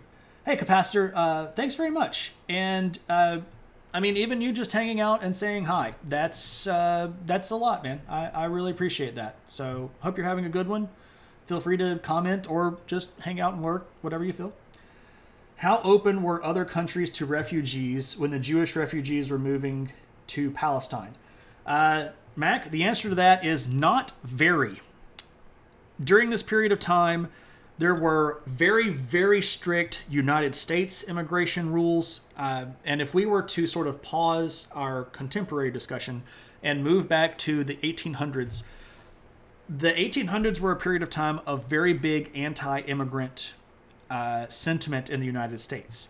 By the time we got to the very, very latest 1800s and into the 1900s, there were actually laws passed in the United States through Congress that severely limited the type and region of immigrants that could come in, and very seriously put actual quotas on how many people the United States would accept from certain areas. And these were very, very racist laws that were made based on what the people in America thought was American or not. And a lot of these laws were skewed away from accepting Jewish immigrants. So when people wanted to go somewhere else, like go to the United States, they very frequently arrived in the United States and were told, you can't stay here. There were Holocaust survivors that got onto a boat and floated over to the United States to try to get away from the Holocaust. And guess what? They got turned away, and a lot of them ended up back in Europe, and some of those people ended up getting killed by the Nazis. So it's not like there were a lot of other places that the Jewish people could go to be welcomed. The countries in Western Europe had just as much anti-Semitism as a lot of the countries in the Eastern Europe. Let's not forget that the Inquisition's home was in Spain. The Spanish Inquisition was one of the most rampant anti-Jewish groups that has ever been on the face of the earth. So there is not a lot of places for these Jewish people to go looking for a homeland, which is one of the big reasons why they said, look, we need our own country. You have had those laws used to excuse Trump's immigration laws. Tuna, I should be very careful. However, I should say that the quota laws that were passed in the 1900s were based very much on political interpretations of racist United States sentiment. And no one expects it, right? So it is fair to say that these Jewish people that were going to Israel to escape the Holocaust might not have had another place to go. So there we are. All right, now picking up with our narrative. The United Nations is going to sort of take up the call here. And they're going to put together a special commission on Palestine. The United Nations Special Commission on Palestine. It's called UNSCOP. And this is a group of international planners. And they're going to sit down and they're going to figure out this Israel problem, or I'm sorry, not this Israel problem, this Palestine problem. Even earlier, the pogroms in Russia. Yeah, we talked about that at the very beginning, Capacitor. We talked about anti-Jewish sentiment, especially in places like Russia and Ukraine. So you're right there in the same vein. Good reminder of that. So UNSCOP's job is to figure out how to create country or countries out of the Mandate of Palestine. And they put together let's just look at the map here. The map that they suggest is more or less the same thing that the Peel Commission suggested. So this is the... you didn't realize that the historical amounts of meddling and telling all these people where they can and can't live. Oh yeah, Kyle, that's what I said. Like this situation is so much more complex than it seems. And there are so many outside players in this. It's not just, Jewish people versus Arab people. Or I'm sorry, I shouldn't even say that. Like Jewish people versus Muslim people, or Jewish people versus Palestinians. It's all of this outside stuff. So the map that we're looking at here is a map of the 1947 plan. And this was going to create two countries. And what we see here in the tan color is the Arabic state or the Palestinian state.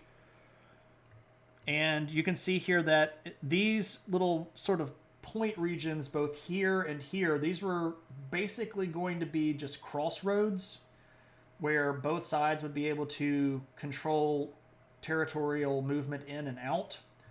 The blue color here is going to be our Jewish homeland.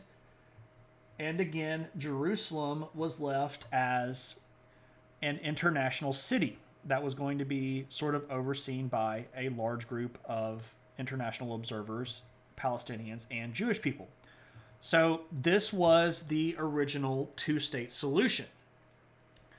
And when UNSCOP put out, and this, by the way, is referred to as the 1947 plan. When this was put out, there were people on both sides that liked it, and there were people on both sides that didn't like it. So this did not have universal support from either the Jewish side or the Palestinian side. However, a lot of the leadership of both sides was on board. David Ben-Gurion was a big deal in supporting for this. Several of the big Arab leaders were, but not all of the Arab leaders. But especially on what we would call sort of the ground level, there was a lot of mistrust in this plan because it still relied on international forces to basically keep the peace for a certain period of time. It still didn't solve exactly what was going to happen with Jerusalem. It didn't explain how citizenship was going to work. There was this idea that Jewish people that would live in the Arab state would have citizenship of both states, and Arab people that were living in the Jewish state would have citizenship of both states. But how did that play out? Like if this person ended up needing to go to court or needed to have some sort of legal proceeding going on, where would they go? Could they go to both? Could they go to this one or that one? There were a lot of questions about how education was going to be done. And this was a little bit more towards the Palestinian side. Would the schools that were in the the Jewish state teach in Arabic, or would they only teach in Hebrew? Because again, even based on this map, there were going to be more Arab people that had to move than there were Jewish people that had to move.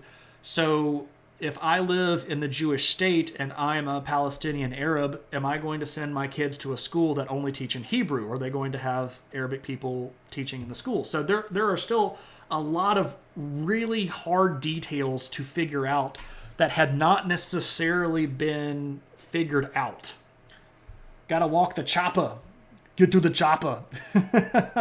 All right, Emmy. Thanks very much for hanging out. We're getting close to the wrap up. We've still got a few big things to do, but we're getting pretty close. But thanks for hanging out. Hope everybody goes to follow Emmy. Emmy's a great streamer, and you should totally go follow her stream. So, because there were people on both sides that accepted this plan, the United Nations group is going to say, we solved it. But the people on both sides that did not care for the 1947 plan are going to go, what about us? And the United Nations is going to go, oh, we've got bilateral support. We solved it. We all know what this means, right? The UN is going to say, okay, we're going to put this to a vote. Who supports this vote? It didn't even have international support in the United Nations. Of course, a lot of the Arab countries that were part of the United Nations voted against it. And it passed through the United Nations, but it did not even there have unanimous support. There were still a lot of people that were really, really worried about how this was going to actually work. And when it passed, when the 1947 plan passed, at that point, the British made a very conscious decision. The British said, okay, it's out of our hands, we quit. And you go, okay, well, what does that mean? The British Foreign Office got together, they picked a date in 1948, and they said, we're leaving here, go. Which was not that far away. The Jewish agency and the Palestinian side basically had less than a year to try to set up an entire government, and the British were really not interested in helping them. So how does that even work?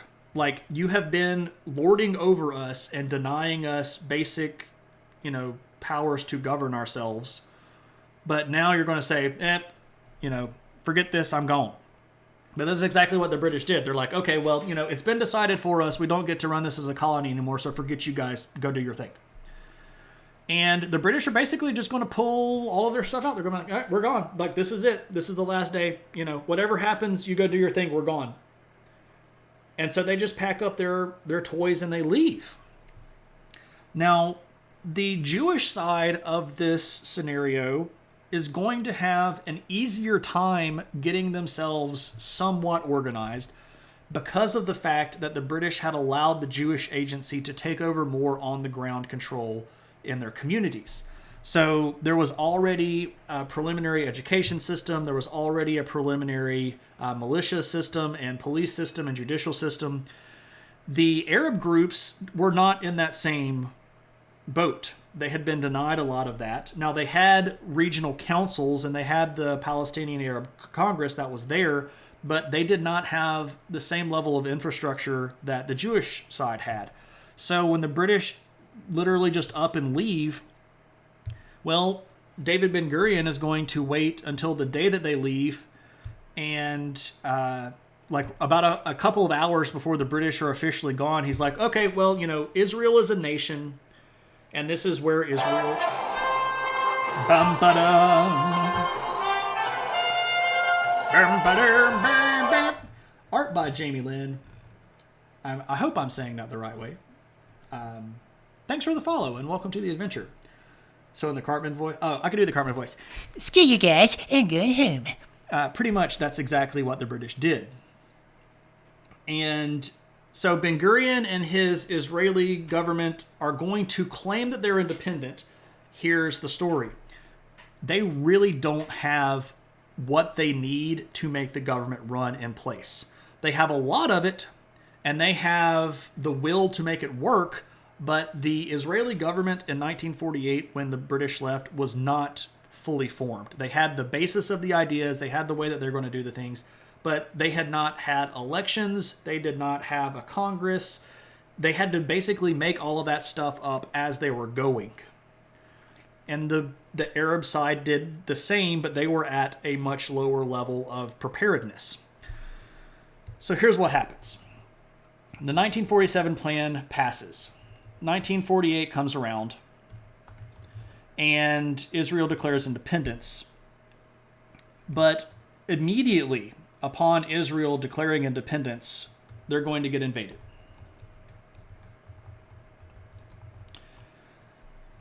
Basically a fake it till you make it situation, because if you don't, you may miss the opportunity. Exactly, Cave. That is exactly right. This was their shot. They were going to say, we are an independent nation. As soon as they declared independence, of course, a lot of the countries in the United Nations officially recognized them and began to work with them on diplomatic levels, which gives them a level of legitimacy, because this was it. This was the moment that the Jewish people had been waiting for. They weren't going to let it go. Hey, Blue, welcome. So they had the shot. They had to take it. It doesn't matter if they didn't have everything set up behind the screen. They were just going to go for it because it was this or probably nothing. However, as soon as this happens, the Arab countries in the region are going to attack. And this is a lot because this is going to be Egypt, Syria, Iraq, Jordan, and Lebanon. All of these countries are going to invade the Israeli territory, and they're going to be in support of the Palestinian Arabs and their state. And this is going to be one of the more, kind of miraculous occurrences that happens. And I'm not trying to be like attributing all of this to a religious thing, but this is a testament to the tenacity of the Jewish people in the region.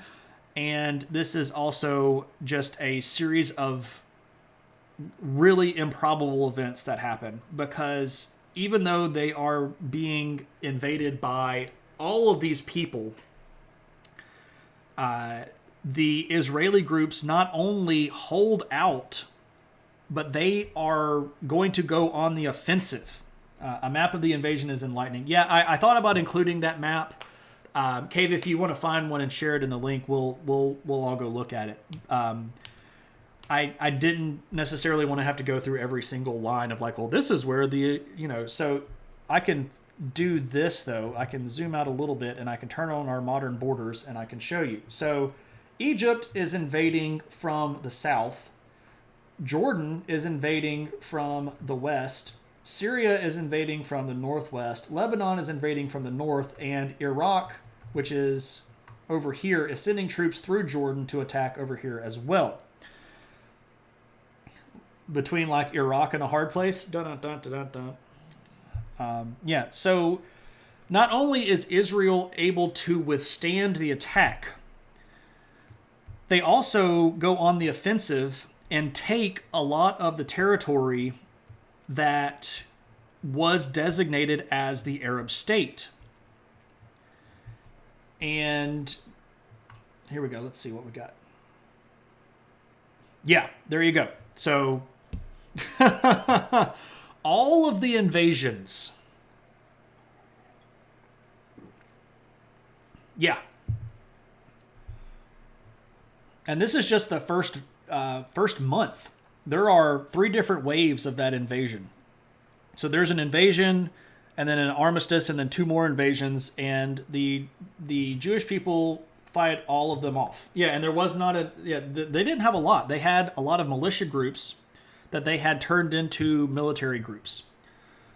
The Israeli people fought and protected the territory that they claimed as theirs, and this is a pretty big victory for the Jewish people, because when the fighting calms down in the end of 1948, the Jewish people are going to be left with a big chunk of territory that was not originally part of their country, but they're going to claim it.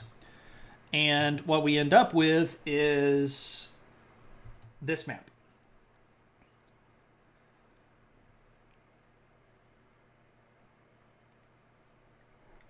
It's like Mordor scouring the Shire, and the hobbits ended up kicking their butt and conquering all the way to the White Mountains. Well, Mordor didn't hold the White Mountains, but I'm getting a little too technical, perhaps. Do we have any understanding of how much territory was taken for strategic defense versus opportunism? Based on what we can tell, there was a bit of both. The Israeli groups were attempting to hold certain regions, especially cities that had been used as coordinating areas for invading armies. Also, there was a desire amongst the leaders of the Israeli forces to create more secure borders that were more contiguous. However, it does appear that there was also some "it's there, we may as well take it"-ish kind of stuff. So anyway, so this is what we look like. This is the armistice, also sometimes called the Green Line. And we can see here the Green Line. So if we look back at what we started with, we had 2 states and Jerusalem was independent. But what we are ending up with is 1 state.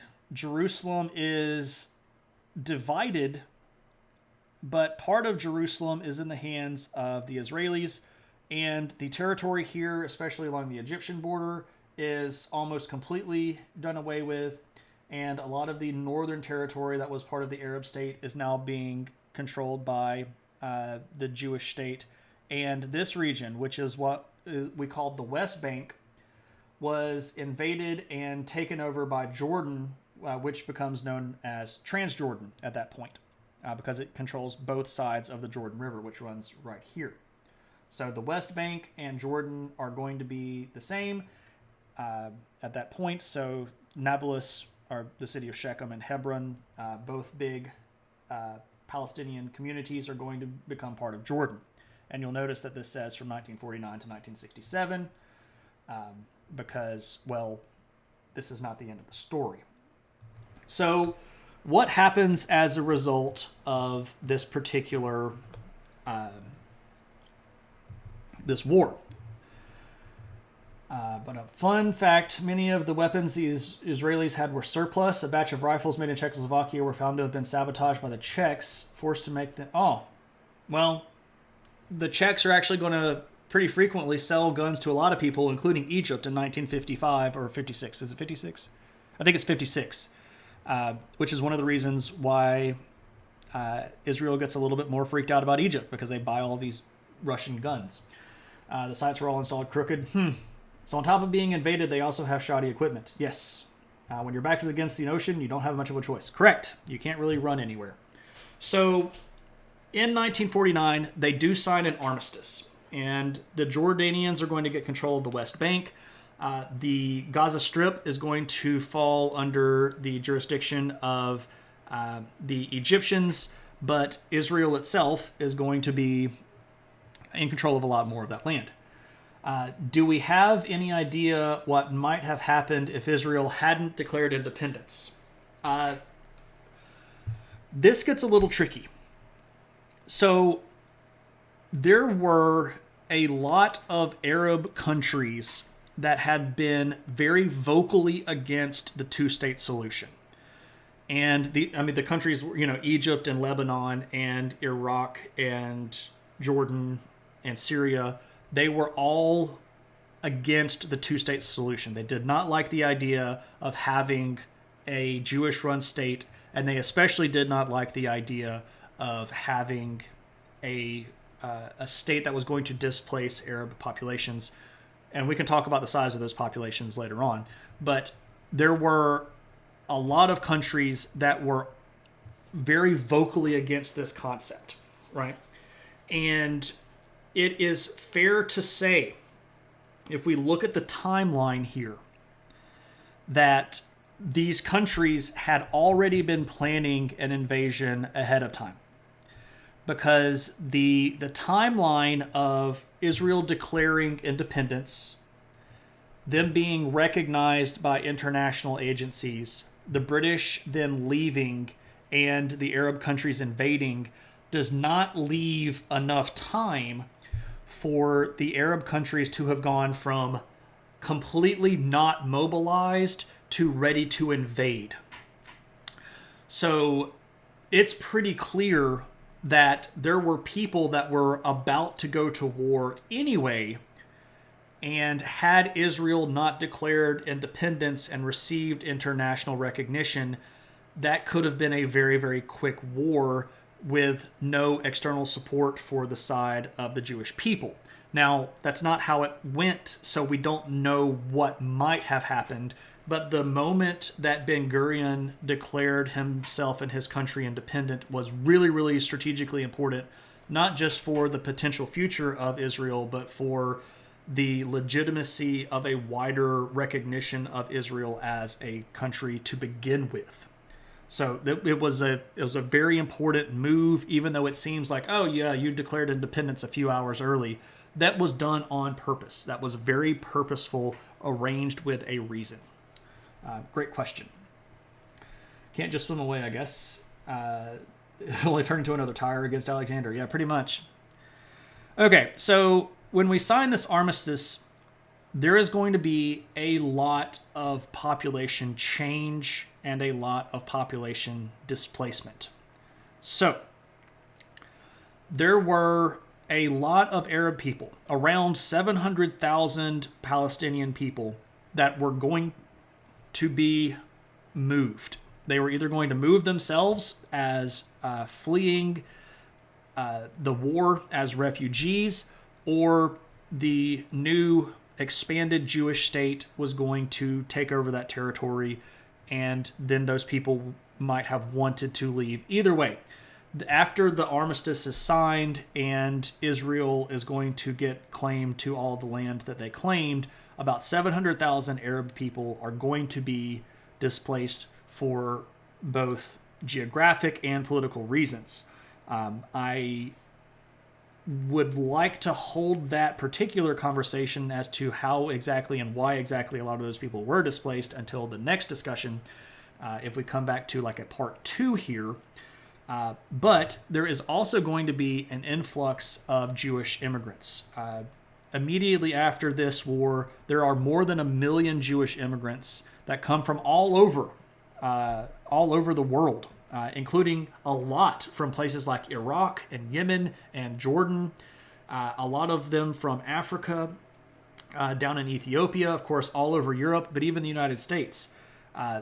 There is a huge influx of Jewish population into Israel, and this is going to go a really long way towards changing the political atmosphere of Israel, because when all of these Jewish immigrants come in after the war is over, this readjusts the population percentages significantly.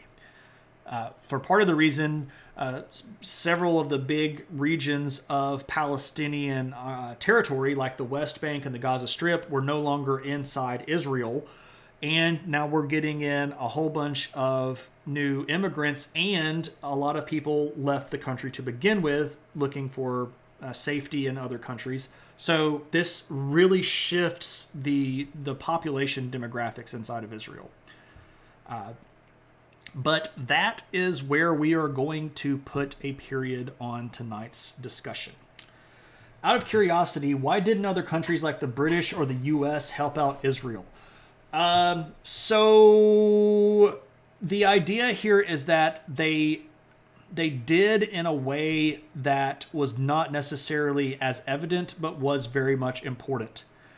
When the British and the United States made a formal recognition of Israel as a state, this was huge.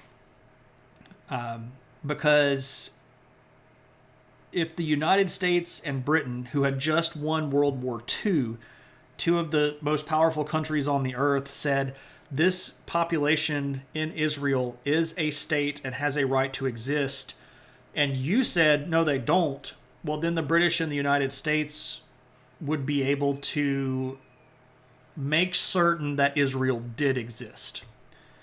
So this is a real big thing, and you can't necessarily just say, well, they didn't send over guns and soldiers and tanks and bombs, so they didn't really help. They did some of that through relief funds, through money that had come into the region after World War II. There was there was still a little bit of hesitancy, though, especially in the United States, about how much to get involved in this scenario. The Democratic Party in the United States was very reliant on a lot of Jewish donors and Jewish backers. So, and Jewish voters. Jewish people in the United States voted overwhelmingly Democratic at that time. And Truman was... Okay, so there was a lot of other stuff going on that the United States was worried about. The beginning of the Cold War, the domino theory, the potential of communist spread, the threat of Russia getting a nuclear weapon, trying to get missile technology out of Germany, rebuilding Europe with the Marshall Plan, and the United States as a whole was a little burned out with what was going on in the world, and the world was a big, scary, dark place at that time.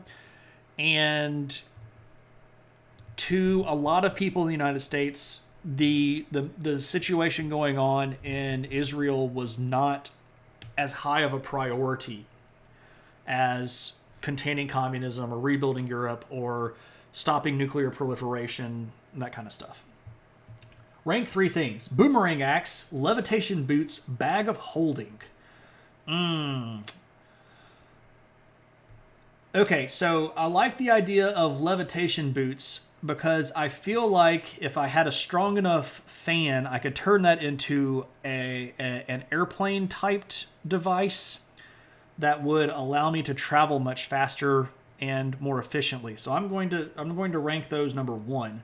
Bag of holding is a really handy thing to have. I think we all figured that out in Harry Potter. If you'd never played Dungeons and Dragons, I would love to have a bag of holding. That would be super handy. So I would rank that number 2. Boomerang axe, while being cool, I'm not necessarily into axing things. So while neat and something cool to show off at a party, not necessarily something I would rank highly. So levitation boots, bag of holding, and boomerang axe. Great job with a touchy topic. I hope so. I hope that I have stayed in the middle of the whole thing and we've just talked about stuff. Oh, and we need to call the puppy. So let me call the puppy.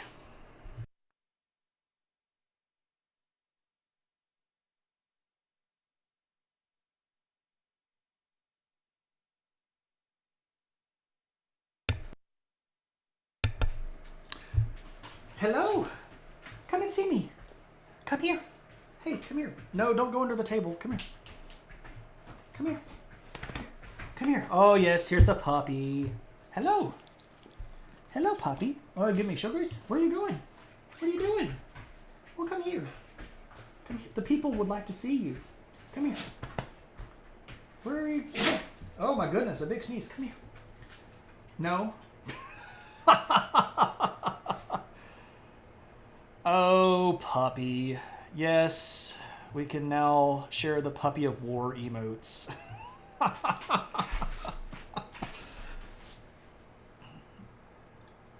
You can't wait to have dinner with me one day so I don't have to talk about my opinions off the table. Oh, well, that could happen, Tina. That could happen one day. The U.S. did send over a lot of guns via Lend-Lease. Israel still uses the guns. Yes, so that was during British occupation. So the British still had control of Palestine during World War II, and the British were the ones doing a lot of the Lend-Lease stuff. And the British ended up passing a lot of those guns over to the local Jewish militias and some of the Arabic militias, but I don't know how much that happened. Also, the British really got upset with a lot of the stuff that some of the Israeli militias were doing with those guns. So that kind of didn't go over so great. But what really happened was that when the British pulled out and left, they just left a lot of that stuff. Which is why some of it's still over there. Bag of holding plus levitation plus time travel equals TARDIS. So what's the next history lesson going to be about? Okay, so that is in 2 days' time on Thursday, and we are covering the Julio-Claudian family of Rome. We've already done Augustus, so we're just going to do Tiberius and Caligula and Claudius and Nero. And talk about the weird characters that some of those people were. Summon the opinion hat. Hot take. What is the best Harry Potter book? Oh man, this one's going to get some people riled up. Okay, so for the longest time, I thought that my favorite Harry Potter book was Order of the Phoenix. And I would fight people that said differently. However, I reread those last year or the year before last. I can't remember. I can't remember if it was BC or now, BC being before COVID. And I read them in a row with the purpose of trying to figure out where my heart truly lay. And here's what I figured out about Order of the Phoenix. Order of the Phoenix has the best villain in the entire series. Umbridge is a better villain than Voldemort. You can get mad at me if you want to. I'm wearing the opinion hat. Umbridge is the most evil character in the entire thing. And I enjoy a good villain. I enjoy hating a fictional character because I don't have to hate an actual human being, right? It also has some of the most important emotional events in the series. It has a lot of emotional impact on Harry's development, especially when he thinks that he's an adult, but the adults aren't treating him like he's an adult. That's sort of what makes him do a lot of stuff later on in the series. And he makes a lot of emotional decisions in Order of the Phoenix that I think are really kind of important. However, Order of the Phoenix is about 100 pages too long. It's got a lot of dead space in it, and I don't think it flows as well as it should as a book. Spoiler alert, he's not an adult. Well, you know. So, Order of the Phoenix was a good book, but I don't think it's my favorite one anymore. And here's where I'm going to come from, and I need to explain myself. When I first read the books, I was reading them with big gaps of time in between, right? So, you know, you read a book, and then you have to wait for forever. And then you read the next book, and then you have to wait for forever. And then you have to read the next book, and you wait for forever. So, reading them in order is a much different situation. Because when I first read Half-Blood Prince, I thought that it was garbage. I was like, what the devil is going on in this honking book? Like, nothing is actually happening. It's all just like flashback stuff. Like, I don't need to see the flashback episode of Harry Potter. Like, what the devil is going on in this book? It doesn't make any sense. I don't like some of the decisions that are being made. Like that like this contextually makes no sense. Like David says, like Harry is right about everything in Half-Blood Prince, right? Like it's almost like subserving what I'm trying to say here. Like Harry and Hermione kind of switch positions, and Harry is a total jerk during Half-Blood Prince, and Hermione gets emotionally damaged. I don't know why she hung around during all of that stuff. Anyway, I was really, really hacked off the first time I read Half-Blood Prince because I was reading it with these big gaps, right? So I read Order of the Phoenix, and there's all these like epic moments, and there's all of this great stuff, and my brain was able to filter out all of the filler because it was the only Harry Potter that I had read, and it was new, and it was great, and it was amazing, and bruh. So then when I read Half-Blood Prince, I'm like, it's just as long, and there's nothing going on. So then I read Deathly Hallows, and I was like, oh, I think, you know, Deathly Hallows is pretty good. It wraps everything up. It's good stuff. It's really good here. But then when I read it all together, you know, you read one book, and I started at the beginning of the first one, and I read all the way through the last one, and I did it all contiguously. I didn't have, you know, a year and a half in between them. That's when I figured out that Order of the Phoenix was not my favorite one. My favorite one is actually Half-Blood Prince, because it does all of the heavy lifting that needed to be done for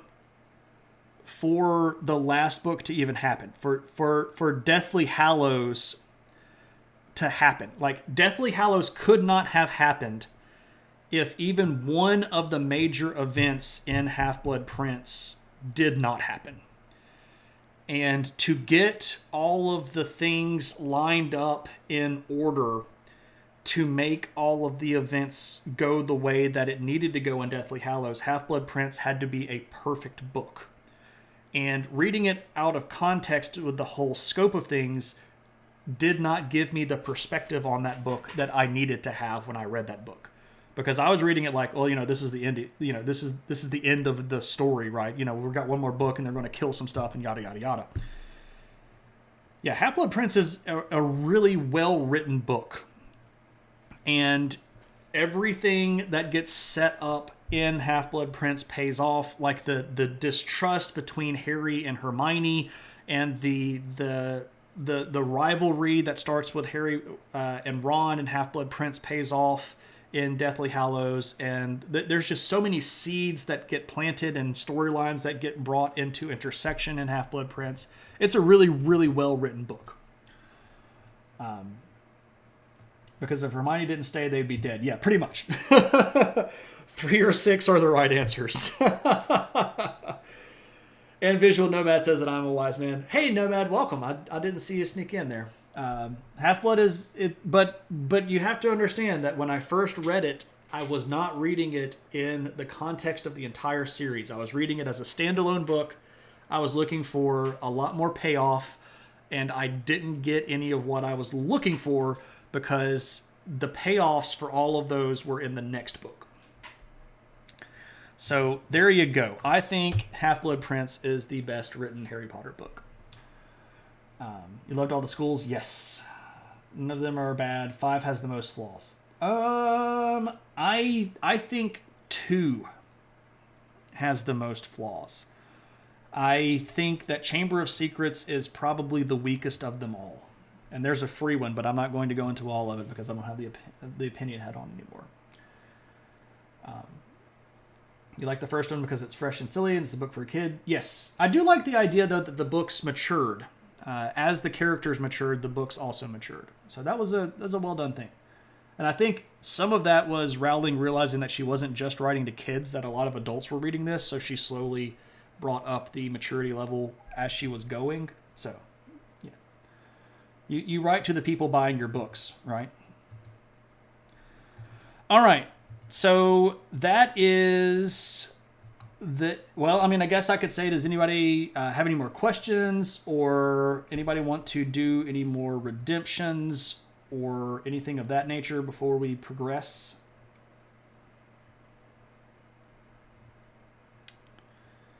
Good way of getting kids. Oh yeah, absolutely. You get their kids involved in reading, and then they will read themselves. You get the kids to read to the parents, or the parents to read to the kids. There you go.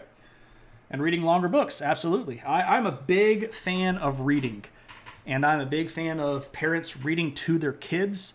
I think it is a very important thing to do to encourage a student or a kid to understand that this is something that has a lot of value in it. So, yeah, you write for yourself. So, yeah, buddy. You have so many points to redeem and no idea what to ask. Okie doke. So we are at the end of a viewer request episode. Random history fact, Middle Eastern food. Okay. The 2 largest exports from this region in the ancient world. Number 1, olive oil. Hands down, the biggest ancient export from this region, period. Number 2, this is going to maybe be kind of gross for people, but it is what it is.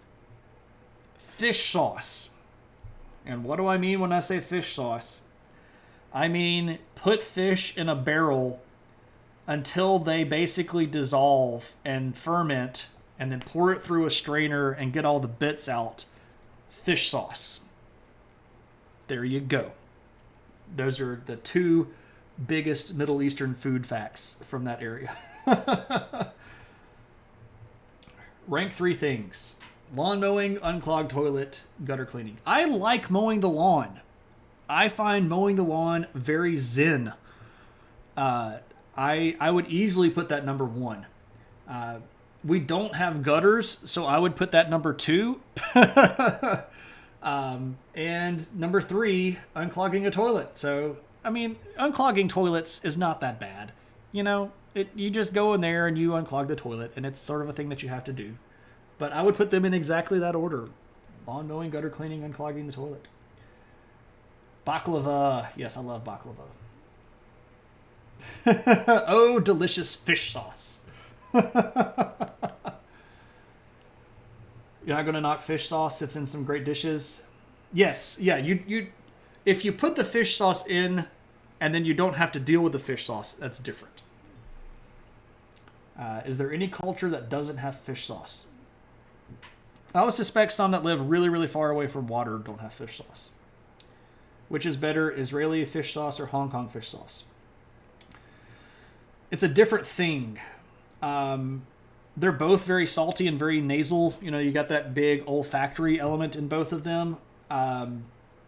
The Mediterranean fish sauce is a little bit more acidic tasting. It's got a little bit of more bite. Whereas the Hong Kong fish sauce and the ones from Southeastern Asia tend to have a little bit more of a savory. And depending on what I'm putting it on, I would prefer one or the other. So.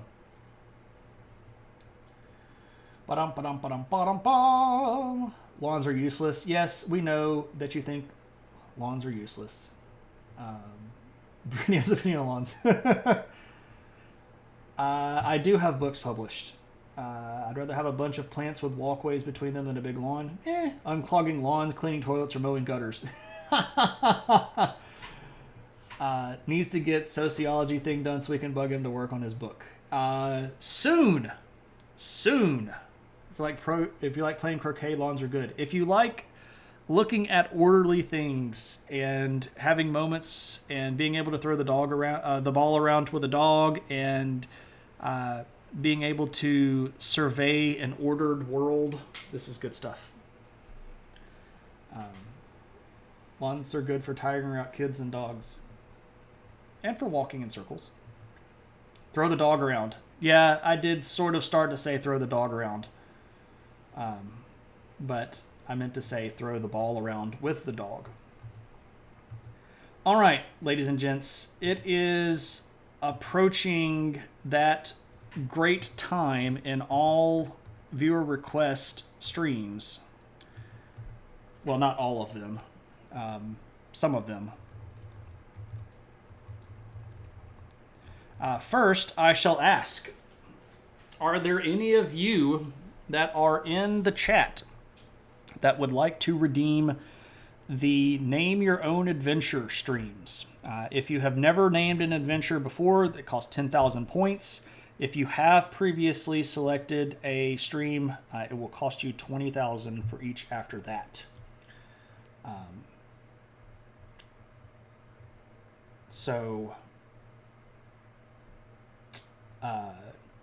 Does anybody want to redeem a stream? Favorite Harry Potter character? Oh, man. I don't know who my favorite Harry Potter character is. That's a tough question just to even answer.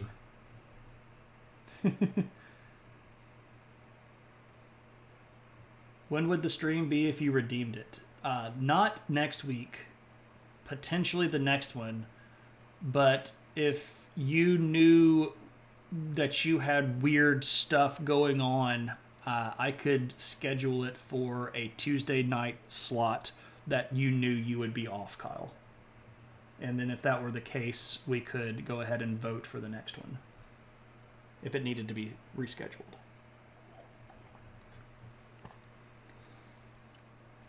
David, you're just determined to get Flint. Do you have 10,000 points?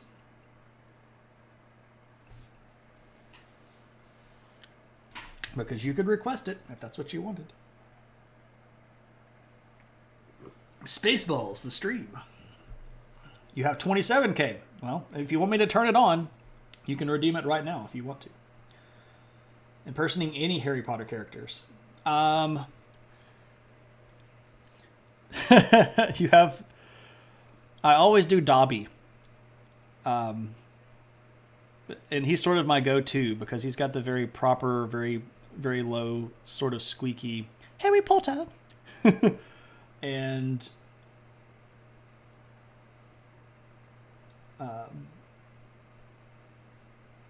so I'll when people say like, "Hey, do you read Harry Potter?" I'll go, "I don't know. Do you read Harry Potter?" Which is not a good Dobby impression. Ron Weasley, see, this is the thing. Like, I don't know how to do impressions of some of these people. Like, there's nothing particularly vocal that makes Ron Ron. It would all be physical stuff. Like, like moaning or like, don't go in there, that's moaning Myrtle's total. Moaning, I see it, and now now I'm on the spot. Ron Weasley. What would Ron do that would make him Ron?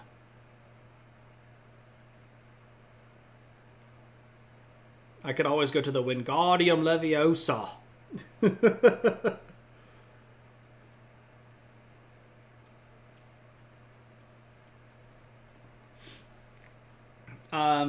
The difference between potatoes and Flint is that that Flint is a place that has researchable history in one place that I could go to. All right. So if nobody's going to redeem anything, we will go ahead and take suggestions. So the way that this works is our number 2 winner number 2 position from the last poll gets to come over, and that was Portuguese New World colonies. And now I will take the first 3 suggestions that are within reason that the chat suggests. So what do you all want to talk about?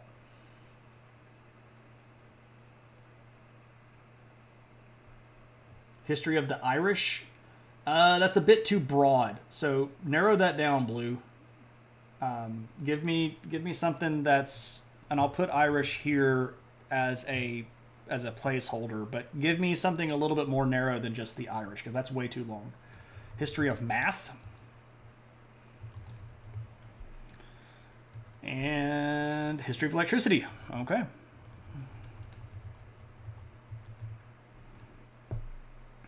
History of immigration in the U.S. That would probably be a bit too wide as well.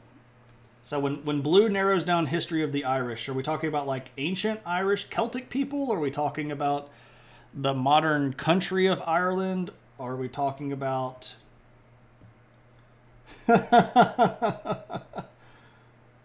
Wait, don't we need a history of Israel part 2? I mean, it's a thing.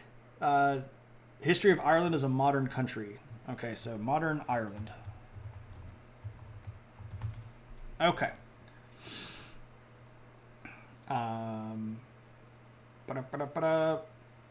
History of Israel part 2 is a possibility, but nobody suggested it. So, Figment, we have already done those.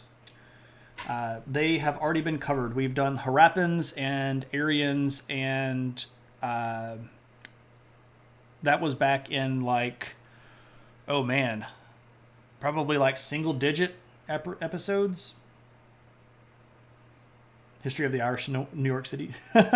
All right, so I'm going to hit the start button.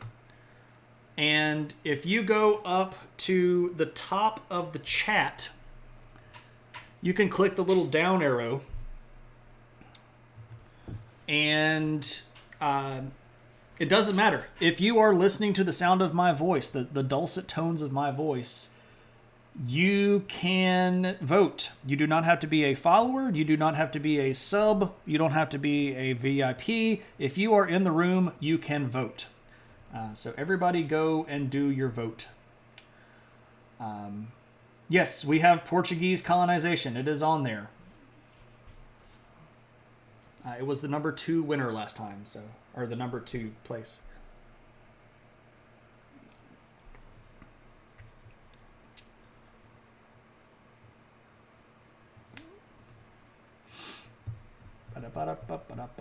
Got an active voting. I like this. Lots of people that are still here that haven't voted, though. You can vote. It doesn't matter who you are or, how long you've been here. It doesn't matter. You can vote. And Mac is lost.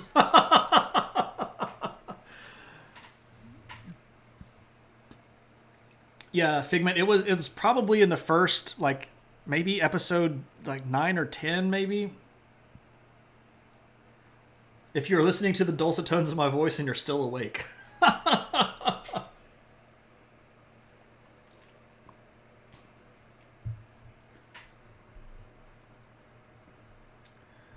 All right. We are at about a minute left in the poll. History of Shane. You want the story of the conception, the day of the birth, down to the weather conditions. Oh, wow. That's a lot, David. That's way more than one stream. This is New World colonies, Blue. So if we're going to cover all of the Portuguese colonies in the New World. And Macau is in Asia, so this would not include Macau. This would be original colonization movements, places like Brazil, islands.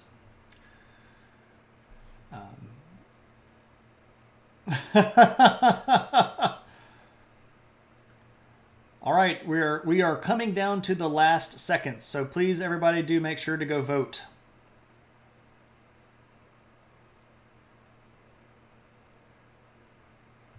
Everybody go vote.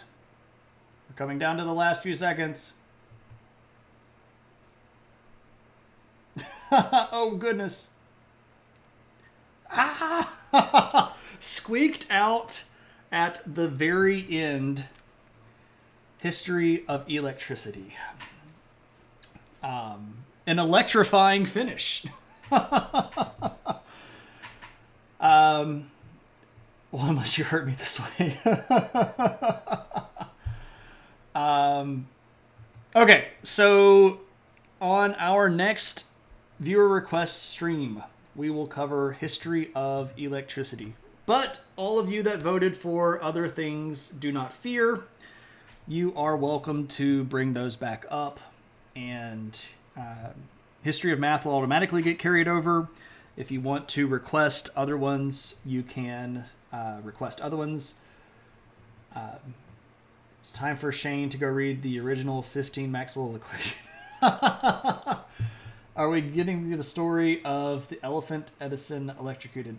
Maybe. Is planned obsolescence and monopolies going to fit in a 2-hour rant on electricity? Oh, wow. Watch the Mythbusters episode about the ancient battery. Oh, yeah, I'm all about some old Iraqi battery electroplating stuff. So, I'm already on ya, and we'll talk about electrophoresis and all that fun stuff, too. I don't know what I will talk about. I'll have to collect my thoughts around that. But numbers are handy and they hurt. Numbers are hard and they hurt. Oh, I gotcha. Okay. Yeah, math. It's a good thing. I mean, the world is built on math and we have math everywhere. So, and Korea has 2 number systems. Oh, man. That's crazy. Now we shall get the Boogaloo connection explained, right? Because we all know that there is an electric boogaloo, and we have to figure out what an electric boogaloo is. So, all right. Okay. I will ask one more time for anybody to, anybody want to redeem anything? Anybody want to ask questions or bring up any topics? Otherwise, we will need to look for someone to raid. Somebody to read. Alrighty then. Alright, who are we going to go see? I've got to look at my list here because I keep a register of whom we have rated. And I'm going to see who is on here that we have not rated as recently as someone else. And in that case, summon the adventure hat. I have not been to Brazil, Techman. I have no basis of adventure hatting for Brazil at all. So if you want to change that to something else, you can, or if you want us to redeem, or what's the word here? To give you those points back. That's what I'm after. Refund. Thanks, Kyle. My brain is falling off the dark side of the moon tonight. I have never been anywhere in South America. Would be cool to go to Brazil. Yes, it would. I have not been Well, I mean, if it's just a fact, I would like to make sure that we redeem or refund those points for you, because a fast fact about Brazil is not the same as an adventure hat about Brazil. I'd be happy to give a fast fact about Brazil, history fact, random history fact about Brazil. Something a little bit near and dear. Oh, maybe I shouldn't say near and dear. Something a little bit close to home. How about that? After the United States Civil War, there were a group of farmers from Mississippi who had a lot of slaves that moved down to Brazil and established an American colony in Brazil where they still practice slavery. So there you go. I'd take Shane to Brazil when we go to South America, but you're about as compatible with Portuguese as you are with French. Mac, if you could, please refund the adventure hat for Techman. Or let me see if I can do that. Can I do that?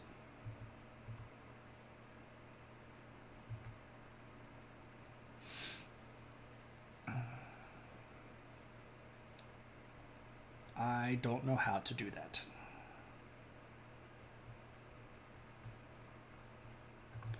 Oh, wow. I've got 187 sitting out there.